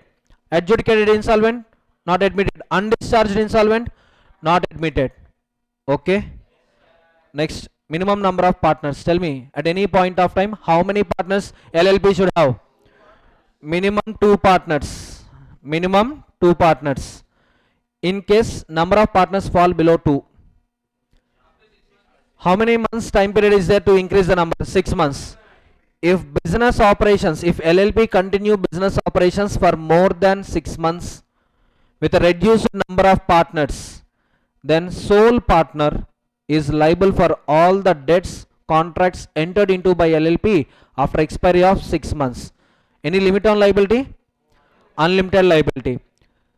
One association planning to start charitable institution. They want to incorporate charitable institution as LLP. LLP allowed or not allowed? LLP is allowed only for business operations. Business. Next one. Designated partner. Who can be designated partner? Individual, body corporate. Individual. How many designated partners LLP should have? 2 designated partners. Out of 2 designated partners, one shall be resident in India. Resident in India means his period of stay is 120 days. Okay.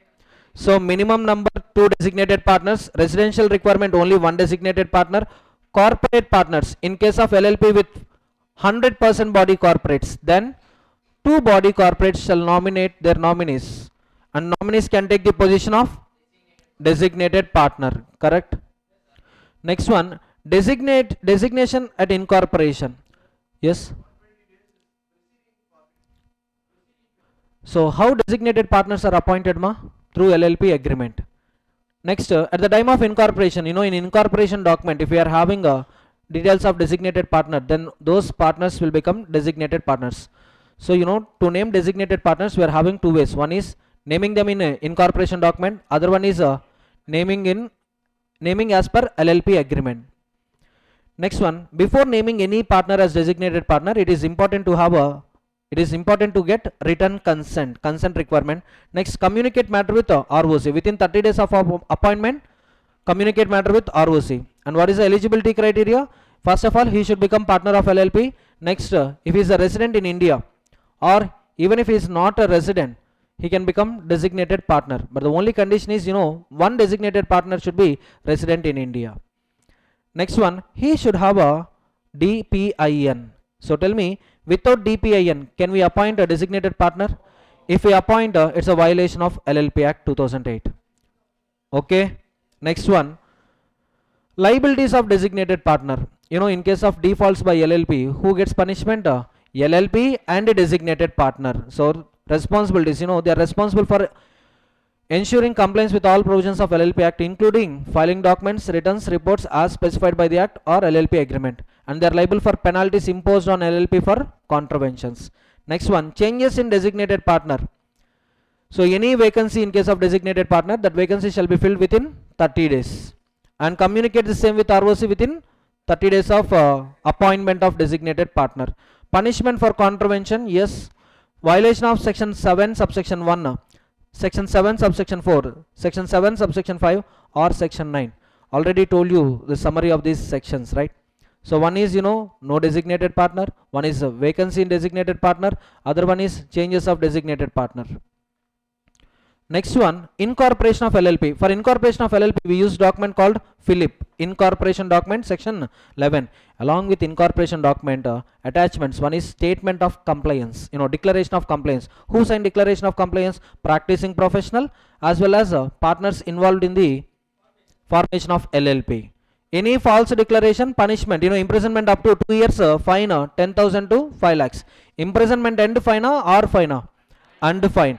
Incorporation by registration. Once ROC feels documents are adequate. Within 14 days, he registers incorporation document and he issue certificate of incorporation, which contain name of LLP, identification number of LLP. Next one, registered office. Yes, LLP should have registered office for communication, jurisdiction, investigation. Next one, effect of registration, similar to effect of incorporation of company. It will get all the characteristics of body corporate. Next, name of LLP shall always ends with a limited liability partnership or LLP acronym. Next one, name must not be undesirable or identical to existing LLPs, existing companies, existing trademarks. That means even if your LLP name is similar to name of existing registered partnership, no violation. Everyone? Then in that case you may get a doubt, sir, that registered partnership firm is at risk. No, sir. Advise them to get a registered trademark. Advise them to get a registered trademark, because trademark can be owned by company, trademark can be owned by proprietor. Yes or no? So in that case, it definitely it becomes undesirable. But name similar to name of existing registered partnership, it is not undesirable.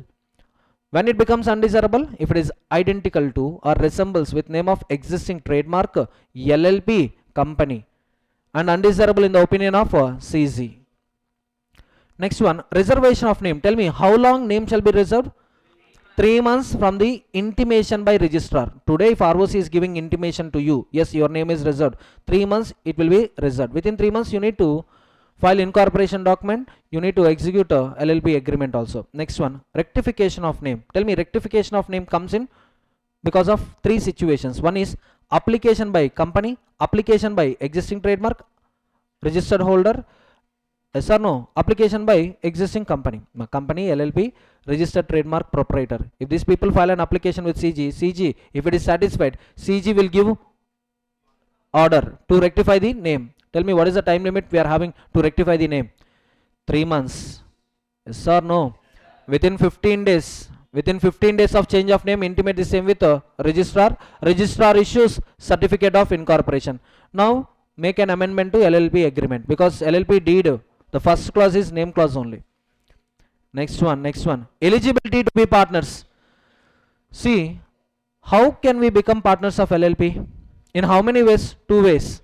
One is if you are a partner at the time of incorporation. Second one, that means subscriber to incorporation document. Second one, new partner subject to LLP agreement. I told these points, anyone can become a partner subject to LLP agreement.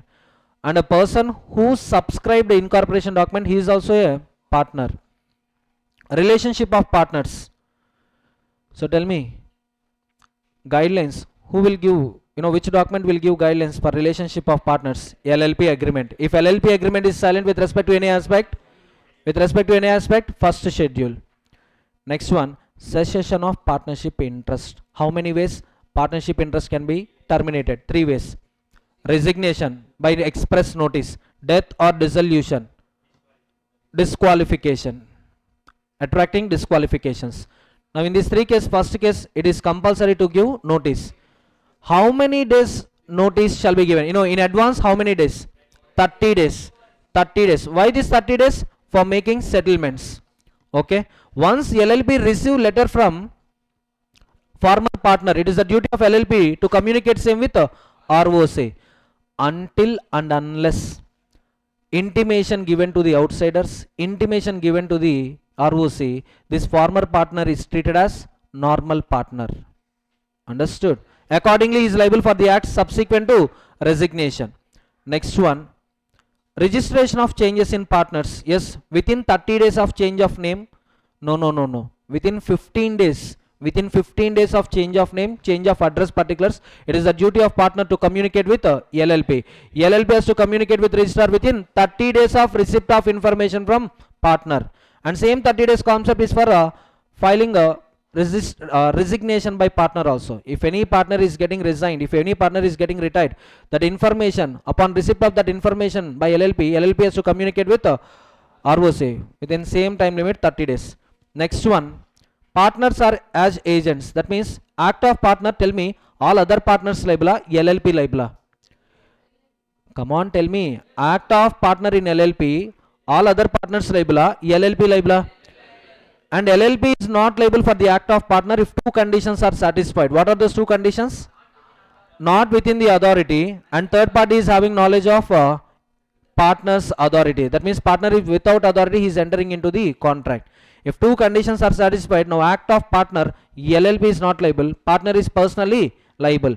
Even in case of frauds, even in case of negligent cases, LLP is responsible to outsiders, but internally LLP will get reimbursement from partner. Understood? That means in these two cases, in the first case, in the second case, partner will have limited liability, unlimited liability. Unlimited liability. All partners are only partner responsible for fraud. Only partner responsible for fraud, only partner responsible for negligence.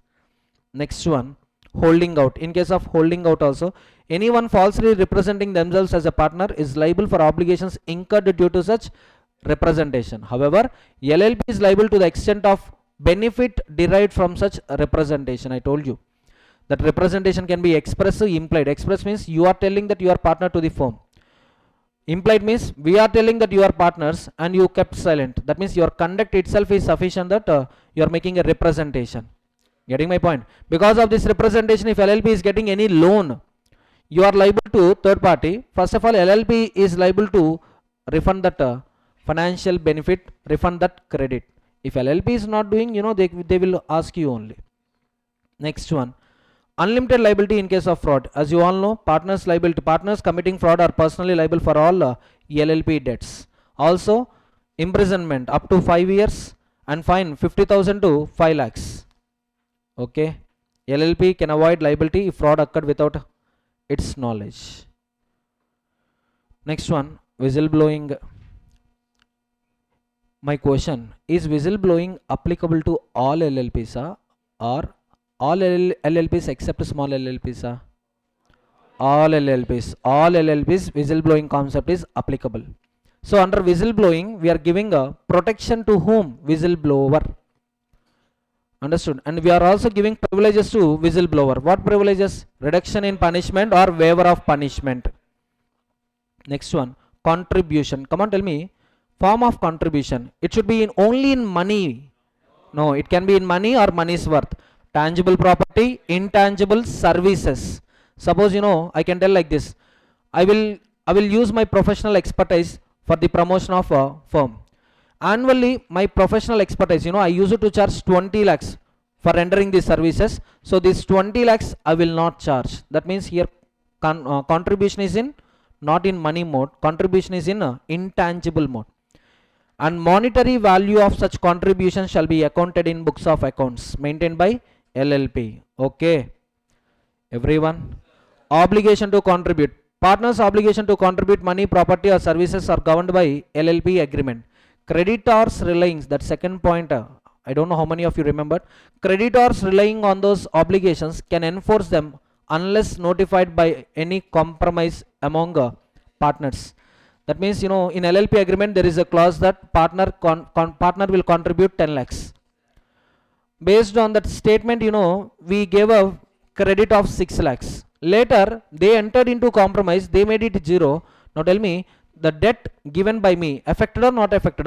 Not affected. That means those partners are liable to me for 6 lakhs, as if there is no compromise. Suppose with my consent they entered into compromise. With my consent, if they enter into compromise, then I can't do nothing. Compromise arrangements there, right? So I gave permission to them. Okay, you make it 0 and I'm also reducing the debt from 6 lakhs to 4 lakhs. I'm telling now, I won't recover complete 6 lakhs. I can recover only 4 lakhs. But normally creditor will not give consent to the compromise. Next one, maintenance of books of accounts. Books of accounts, here you will find 3 things: assets, liabilities, sales, purchase, receipts, payments. Tell me, double entry or single entry? Double entry system. Cash mode or accrual mode? Both allowed. So books of accounts can be maintained in cash or accrual basis. Next one, where to maintain books of accounts, ma? Where to maintain books of accounts? Only at registered office. How many years? 8 preceding financial years. Next one, every LLP has to prepare statement of account and solvency, and it should be prepared within how many months? 6 months from closure of financial year. Same shall be filed with registrar within 30 days after expiry of 6 months. Okay. Signed by designated partner. In case of non-compliance, 100 per day, maximum 1 lakh for LLP, 100 per day, maximum 50,000 for designated partner. Everyone. Penalties for other non-compliance: failure to maintain books of accounts, failure to prepare solvency statements, failure to comply with audit requirements.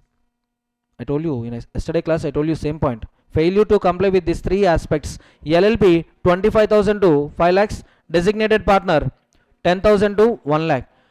Now tell me, when authority comes to know that LLP is not maintaining books of accounts, when they ask for information, they will come to know, authority will come to know that LLP is not maintaining proper books of accounts. In that situation only LLP will get punishment. Yes or no? That means fees, punishment, both are not same. At the time of filing returns, we pay fees. For delay period, we pay additional fees. But coming to these penalties files, penalties and fines, who will levy penalties and fines? Only authority. Authority will levy penalties and fines only after inspection, investigation. That means simply non-compliance will not attract punishment. Non-compliance attracts punishment. It is subject to whose discretion? Authority's discretion. Understood? Hello? Next, annual return. What is the time limit for filing annual return with registrar? 60 days from closure of financial year. In case of delay, same punishment. You know, for statement of solvency, what is the punishment? Same punishment. 100 per day up to 1 lakh for LLP, 100 per day up to 50,000 for designated partner. Next one, inspection of documents. So who is having power to inspect the documents? Authority. Registrar is having a power to inspect documents. With respect to public documents, any person can inspect. By paying 100 rupees fees, you can download any information you want. Okay. In case of false statements, you know, annual returns contain false statements. Statement of solvency and accounts contain false statements. Then what is the consequence? Imprisonment up to 2 years. Person making such false statements, you know, imprisonment up to 2 years and fine 1 lakh to 5 lakhs. Everyone. ROC can request information from present partners, former partners, designated partners, employees. If you are not complying with ROC order, punishment. What is the punishment? Fine 2,000 to 25,000. Of course, these offences can be compounded. But what are the conditions for making for making offences compounded? You know, first you need to check authority. Who is having a power to grant compounding of offence? Regional director. Just remember regional director. In brackets, you write in the examination. Officer not below rank of regional director authorized by central government. You write it in exam. For the time being, who is having authority? Regional director. Amount how much? Penalty how much? You know, minimum fine prescribed in the section. Maximum fine prescribed in the section. Suppose in the previous topic, if you observe in the previous concept, what is the minimum fine? 2,000. Maximum 25,000. So regional director will also impose same fine, but practically how much fine he will impose? 50%. Getting my point? And because of compounding of offences, what advantage we are having? You know, prosecutions can be cancelled, prosecutions can be dissolved, so time can be saved, that's it. Next one, for repeat offences, benefit of compounding available or not available? Up to 3 years of compounding of earlier offence, benefit of subsequent compounding not available. Once 3 years completed, offences, you know, offences, one offence and second offence which are similar in nature, the time gap between these two offences, if it is 3 years, you can claim compounding benefit for 2 offences. Understood? Next one, process. So do you think regional director will knock your door and regional director will ask you, do you want compounding benefit? Is it a close-up advertise? You know, is it a Colgate advertisement? In your paste, salt available or not? Yes, salt is available in kitchen. Now tell me, do you think regional director voluntarily he comes to you and he will ask you, do you want benefit of compounding of offences? No. First you need to file application, ra. You need to file ROC. With whom, ra? With whom, ra, you file ROC? File application with ROC will forward application to regional director. Failure to comply regional director orders leads to double punishment. double punishment. One question, offenses where imprisonment is required, offenses where imprisonment is there, can be compounded or non-compounded? I told you clearly, offenses how many types? Two types, less severe, more severe. More severe means there who is getting affected, public is getting affected. If you are furnishing false statements, if you are furnishing false statements based on the faith of false statements, you know, they thought these statements are true, bank gave loan to you. Now whose interest is there? Public interest. Bank is nothing but part of public only, right? Now these type of offenses can be compounded or can't be compounded? Can't be compounded. Remaining offenses where only fine is there, those offenses can be compounded. Okay, everyone, partner's interest transferable or not transferable? Transferable. But transferee, will he get any rights? Will he get any management rights in LLP? No. Only admitted partner will get rights in the management. Admitted partner. So transferee is not entitled to participate in day-to-day affairs of the LLP. Everyone. Next, conversion provisions. Firm can be converted into LLP as per second schedule. Private company can be converted into LLP as per third schedule. Unlisted public company can be converted into LLP as per fourth schedule. Only point you need to remember is effect of conversion. One practical question they will ask. One practical question they can ask. So yes, a private limited company with so and so obligations, like you know, with 10 creditors, it was converted into LLP. Now you know that new LLP is rejecting the claims of creditors. Do you agree with the contention of LLP? Like that they will ask you a question. In that case you need to write that box, you know, that matter in the box. Understood? Upon conversion, assets, rights of firm becomes assets, rights of LLP. Obligations, liabilities of firm becomes obligations, liabilities of LLP. Okay. Even you know, obligations, I told you examples like you know, ESOP, one thing, gratuity, another thing. Old firm gave a promise, yes, we will give you, I mean, gratuity is applicable to them, for example. Now that tenure is also counted with respect to tenure you worked in LLP. Okay. Next one, compromise arrangements. So tell me, who is having power to sanction compromise arrangements? Tribunal. But tribunal will give approval based on application filed by whom?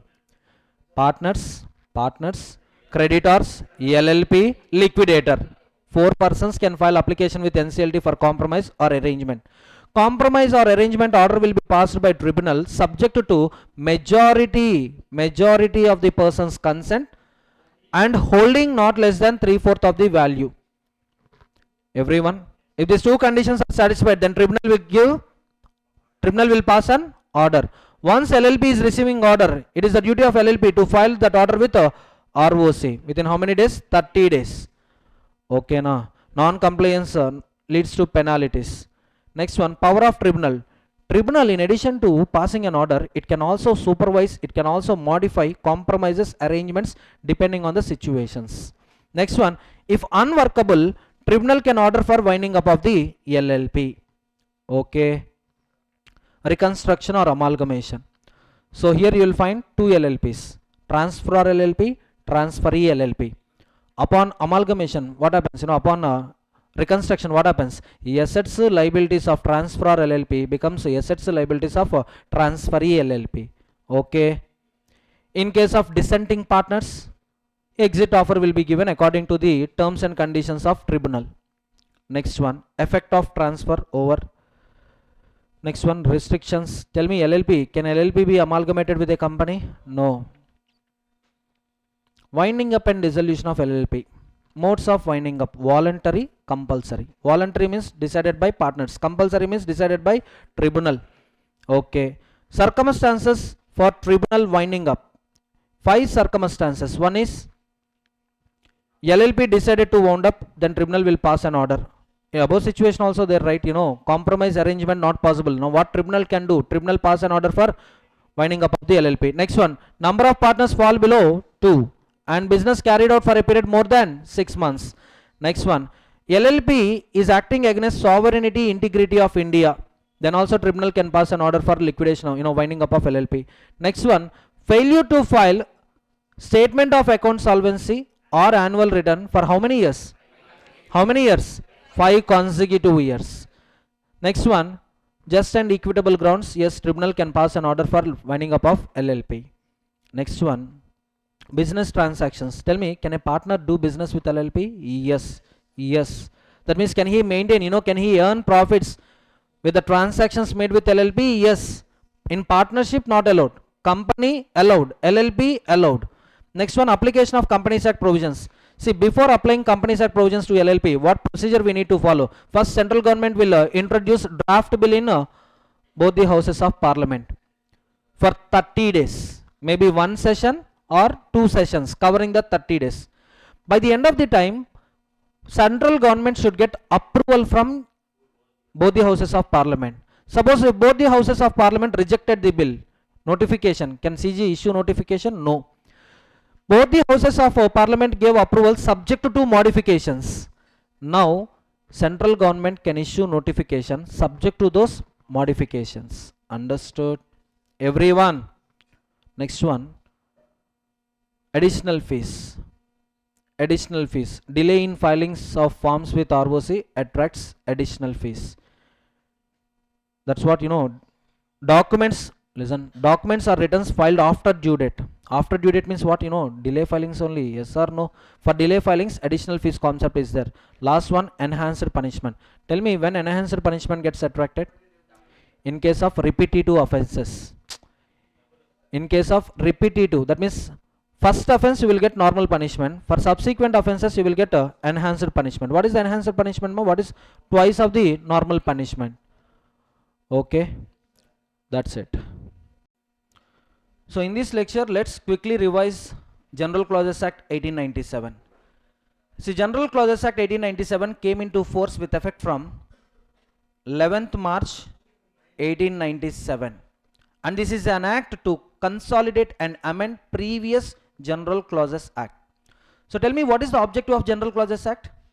To shorten the length of all central acts, to provide uniformity of expressions in all central acts. General Clauses Act. Act is nothing but statute. Statute all about general words which were not defined in all central acts. And this General Clauses Act 1897 is not having its own territorial extent. The territorial extent of General Clauses Act depends on territorial extent of central acts. If central acts are applicable to whole of India, then General Clauses Act with respect to central acts, General Clauses Act with respect to that central act is applicable to whole of India. If central act is having a limited scope, then General Clauses Act with respect to that central act will have limited scope. Clear? Next, in General Clauses Act we are having two parts. Part 1 definitions, part 2 general principles of interpretation. So from definitions we can expect one question, and from general principles of interpretation we can expect one question. So coming to the definition, act includes series of acts, illegal omissions related to offenses, civil wrongs. Now tell me, non-supply of necessaries to a needy person. Non-supply. Listen. A son is having a old grandfather. He failed to supply food items to old grandfather. Will it come under act? Will it come under act? Yes, because act includes illegal omissions, but act will not include an omission which is not illegal. Remember, act includes series of acts, illegal omissions, but an omission which is not illegal, we call it as an act or not an act? Not an act. Clear? Next, affidavit. It's a written statement. It includes affirmation, declaration instead of swearing. And who can give affidavit? Person authorized by law can give affidavit. Central act. Right now Central Act means act of the parliament. But pre-constitutional laws, if you take pre-constitution laws, Central Act means act by Governor General. Governor General. That means act of Dominion Legislature, act by Governor General. Next one, central government. Right now central government means president. And with respect to functions, with respect to delegation of functions to state government will also comes under the definition of central government. And also lieutenant governor administrators with respect to functions delegated to them. This is present central government definition. Then what about central government definition? Pre-constitution laws. Governor General plus government of province plus chief commissioners. But coming to Governor General, government of provinces, chief commissioners, the functions which are delegated to them with respect to central powers, only these people will form central government. Everyone, I'm not telling that state government is central government. Few functions were delegated to state government by central government. Now, with respect to those functions, state government is also called central government. Next one, commencement. Commencement means coming into force. Commencement means coming into operation. Document. 4 conditions to be satisfied. Document means. What are those 4 conditions? Writing on any substance, expressed in letters, words, numbers, or any one of those means. Next one, intended to be used, which we use at present or which may we use at future, and recording the matter on a substance. Recording the matter. 4 conditions. Recording a matter on any substance. First one is writing or expressed matter on any substance by way of letters, words, figures, or one of any of those means. Next one, purpose is we need to use it or we had an intention to use it in future. And last one, recording the matter. If these 4 conditions are satisfied, then it is a document. Next one, enactment equal to act plus rules plus provisions, act plus rules plus regulations plus circulars plus notifications. Financial year starts from April 1st, ends with 31st March. Good faith. As per General Clauses Act, good faith means acts done honestly. Whether you are negligent or not, if act is done honestly, it is said to be in good faith. Government includes center, state. Government securities of a center, state, excluding Part B state securities. Part B state securities. Part B states, these are the princely states which are headed by Raj Pramukh. Next one, immovable property. 4 things you have to remember. Land, benefits arising from land, things attached to the land. Next one, permanently fastened to the earth. So right to catch fish. Next one, crops until harvested. All this comes under immovable properties only. But timber, wood will not come under immovable property. Imprisonment, it may be a simple, it may be a rigorous. Indian law excludes an act passed by United Kingdom Parliament. Understood? Indian law excludes act of United Kingdom. Next one, month, British calendar month. Movable property, any property except immovable property. Oath, include affirmations, declarations. Offense, any act or omission punishable under law, we call it as offense. Any act or omission. Simply, illegal omissions, negative acts are treated as offense. Suppose non-filing of annual returns. You forgot to file annual returns. Here you are not performing act, but you omitted to perform an act. That is omission. So for omission, punishment, yes, we call it as offense. Next one, official gazette includes Gazette of India, state gazettes. Person includes company, association, body of individuals, whether incorporated or not. Registered refers to documents registered under prevailing laws in India. Ignore registered. Next one, swear includes affirmation, declaration. Year refers to British calendar year. Next, coming to section 5, coming into operation of enactment. General rule. If date is specified in notification, then from that specified date onwards, act comes into force. If nothing is specified in the notification, then the date when it received consent of President of India is the date of commencement. Okay, and it will apply from 12 o'clock. That day, when the day starts, midnight 12 o'clock. So from that point onwards, the provisions will apply. Clear? Everyone. Now tell me, can court command government to implement laws? No. Next one, effect of repeal. Effect of repeal, very important. In general principles of interpretation, first important provision is repeal. So tell me, repeal means permanent deletion, as if it never came into existence, but it will not affect five things. What are those five things? It will not revive previous laws, it will not affect a previous operation of repealed enactments, it will not affect any rights which you got under previous laws, it will not affect any penalties which were imposed on you under previous laws, it will not affect ongoing potential inquiries proceedings. For example, Companies Act, imagine Companies Act 2013 was repealed. Do you think Companies Act 1956 gets revival? No. No. Next one, Companies Act 2013, if Companies Act 2013 got repealed, then you know the certificate of incorporation issued under Companies Act 2013, will it get invalidity? That means will it become invalid? No, it is still valid. Next one, Companies Act 2013, yes, it gave some rights to you, it gave some rights, you know, compensation, it awarded some compensation to you under for example section 37, class action suit, right? Class action suit, one right is given to you under section 37 of Companies Act. Now repeal of Companies Act 2013, will it affect your rights? No. Suppose under Companies Act 2013, yes, you were identified as a person in default, as a person in default, and it imposed imprisonment on you. That imprisonment period is going on, meanwhile old act got repealed, you know, Companies Act 2013 got repealed. Now will it affect ongoing punishments? No. Next one, ongoing potential inquiries litigation. Suppose under Companies Act 1956 you committed one fraud, inquiry is going on, meanwhile 1956 Companies Act got repealed, 2013 Companies Act got reenacted. As a result, ongoing legal proceedings will come to an end or will continue? Will continue. Understood? Next one, continuation of processes. Inquiries, litigation, remedies may be initiated, continued or enforced even after repeal. Simply it is talking about ongoing legal proceedings. Best example, Sahara group of companies. It was identified as a fraudulent company under old act.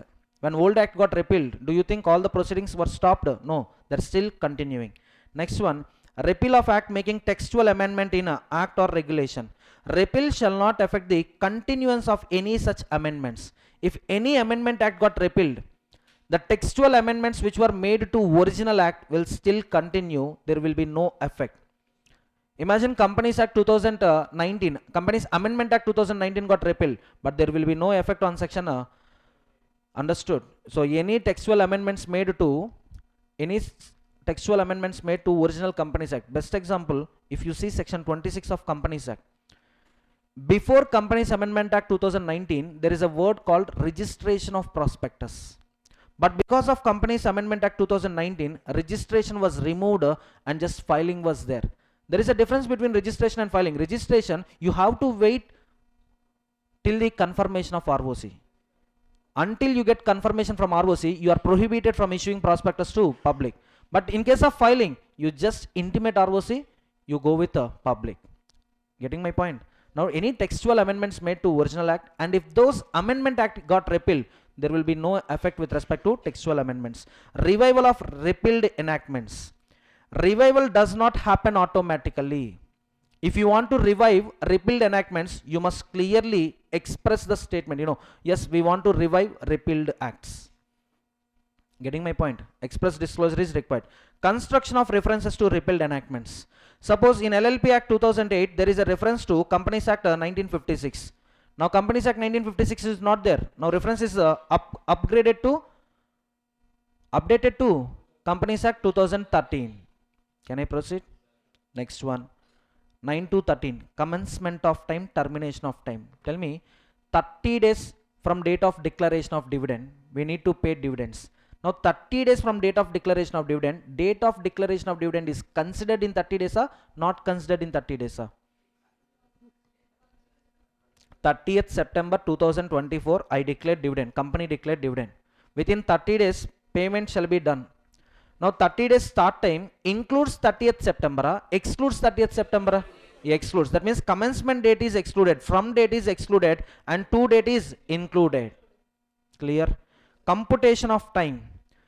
Within 21 days, file an appeal with NCLT. If the 21st day is a holiday, then you can file appeal the next day.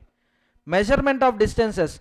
Location A, location B. How can we measure distance between location A and location B? Horizontal distance. Straight line on a horizontal plane.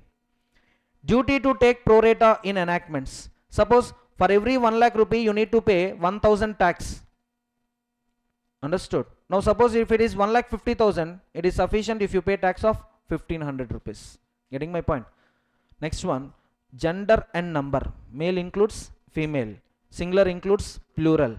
But if there is a specific disclosure, talking about only female persons, women director. Now women director will not include men director. Understood? Bullock carts. If we are using phrase bullock carts, their bullock you should not substitute with a cow. Section 14 to 19, powers exercisable from time to time. Companies Act 2013 is giving powers to central government to prescribe rules from time to time. So they can exercise these powers from time to time. There is no limitation on that time. And they can frame rules at any point of time during implementation of Companies Act 2013. Suppose Companies Act 2013 repealed. Now central government powers to prescribe rules also gets affected. So if new act is giving power to tribunal, imagine if new act is giving power to tribunal to frame rules. Now who get power to frame rules? Tribunal. Everyone. Power to appoint ex officio. Yes, I can name a person to a job, or I can name the designation of a person to a job. That means I can appoint Mr. X as IEPF authority chairperson, or I can appoint Mr. Secretary of MCA is a chairperson of IEPF authority. That means power to appoint includes power to appoint ex officio. Power to suspend. Power to appoint includes power to suspend, power to dismiss. Next one, substitution of functionaries. Instead of calling their names, instead of calling their personal names, here we are giving reference to manager, chairperson of general meeting, chairperson of board meeting, manager of the bank, RBI governor, president of India. That means we substitute with their designations. The reason, suppose now Mr. Ajay is ROC of Chennai. File documents with Ajay for getting certificate of incorporation. If I use this word, tomorrow if Ajay gets transferred and if Vijay comes to the position of Ajay, I need to make amendments to all these rules. But instead of writing their names, if I give reference to ROC, persons will come and go, but ROC position is having perpetual succession. Successors. So far powers are with NCLT to deal with one matter. Now imagine the word NCLT is replaced with a central government. Now all the powers vested with NCLT gets transferred to central government. S3 movie. Have you watched S3? Surya sir movie. Singham 3. In that movie, to investigate commissioner murder, first CBI appointed Mr. Surya as a officer. But later due to internal collusion, fraud, what happened, CBI terminated Surya. Imagine CBI gave power to some other person. Now that some other person is successor to Surya. Getting my point? Which movie point? And that means you didn't get movie point. You got both points. Okay, fine. Next, chiefs and subordinates.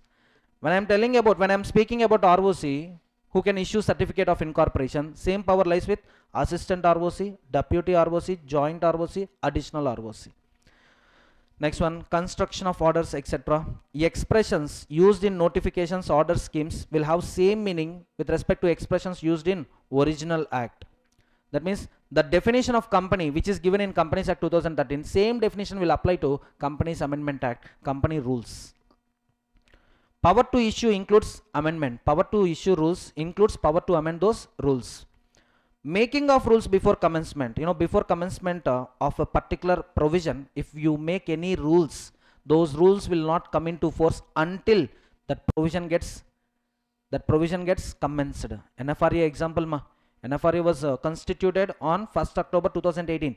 Before that day, any rules were prescribed with respect to NFRA, they will not come into force. Rules after previous publication. If you want to make changes to the existing provisions, first publish a draft bill. Best example, take LLP for example. LLP. if central government wants to apply provisions of Companies Act to LLP, first they need to prepare a draft, and the draft shall be introduced in Lok Sabha, Rajya Sabha for 30 days. Within 30 days, it may be one session or two sessions. Within 30 days, if you are getting approval, publish it. If you are not getting approval, don't publish it. We got approval subject to modifications. Make modifications and publish it. Next one, continuation under repealed and reenacted laws. Any notification issued under repealed act continue under reenacted act unless expressly provided otherwise. That means under old Companies Act 1956, we had some rules, we had some schedules. For example, revised Schedule 6, which is for financial statements.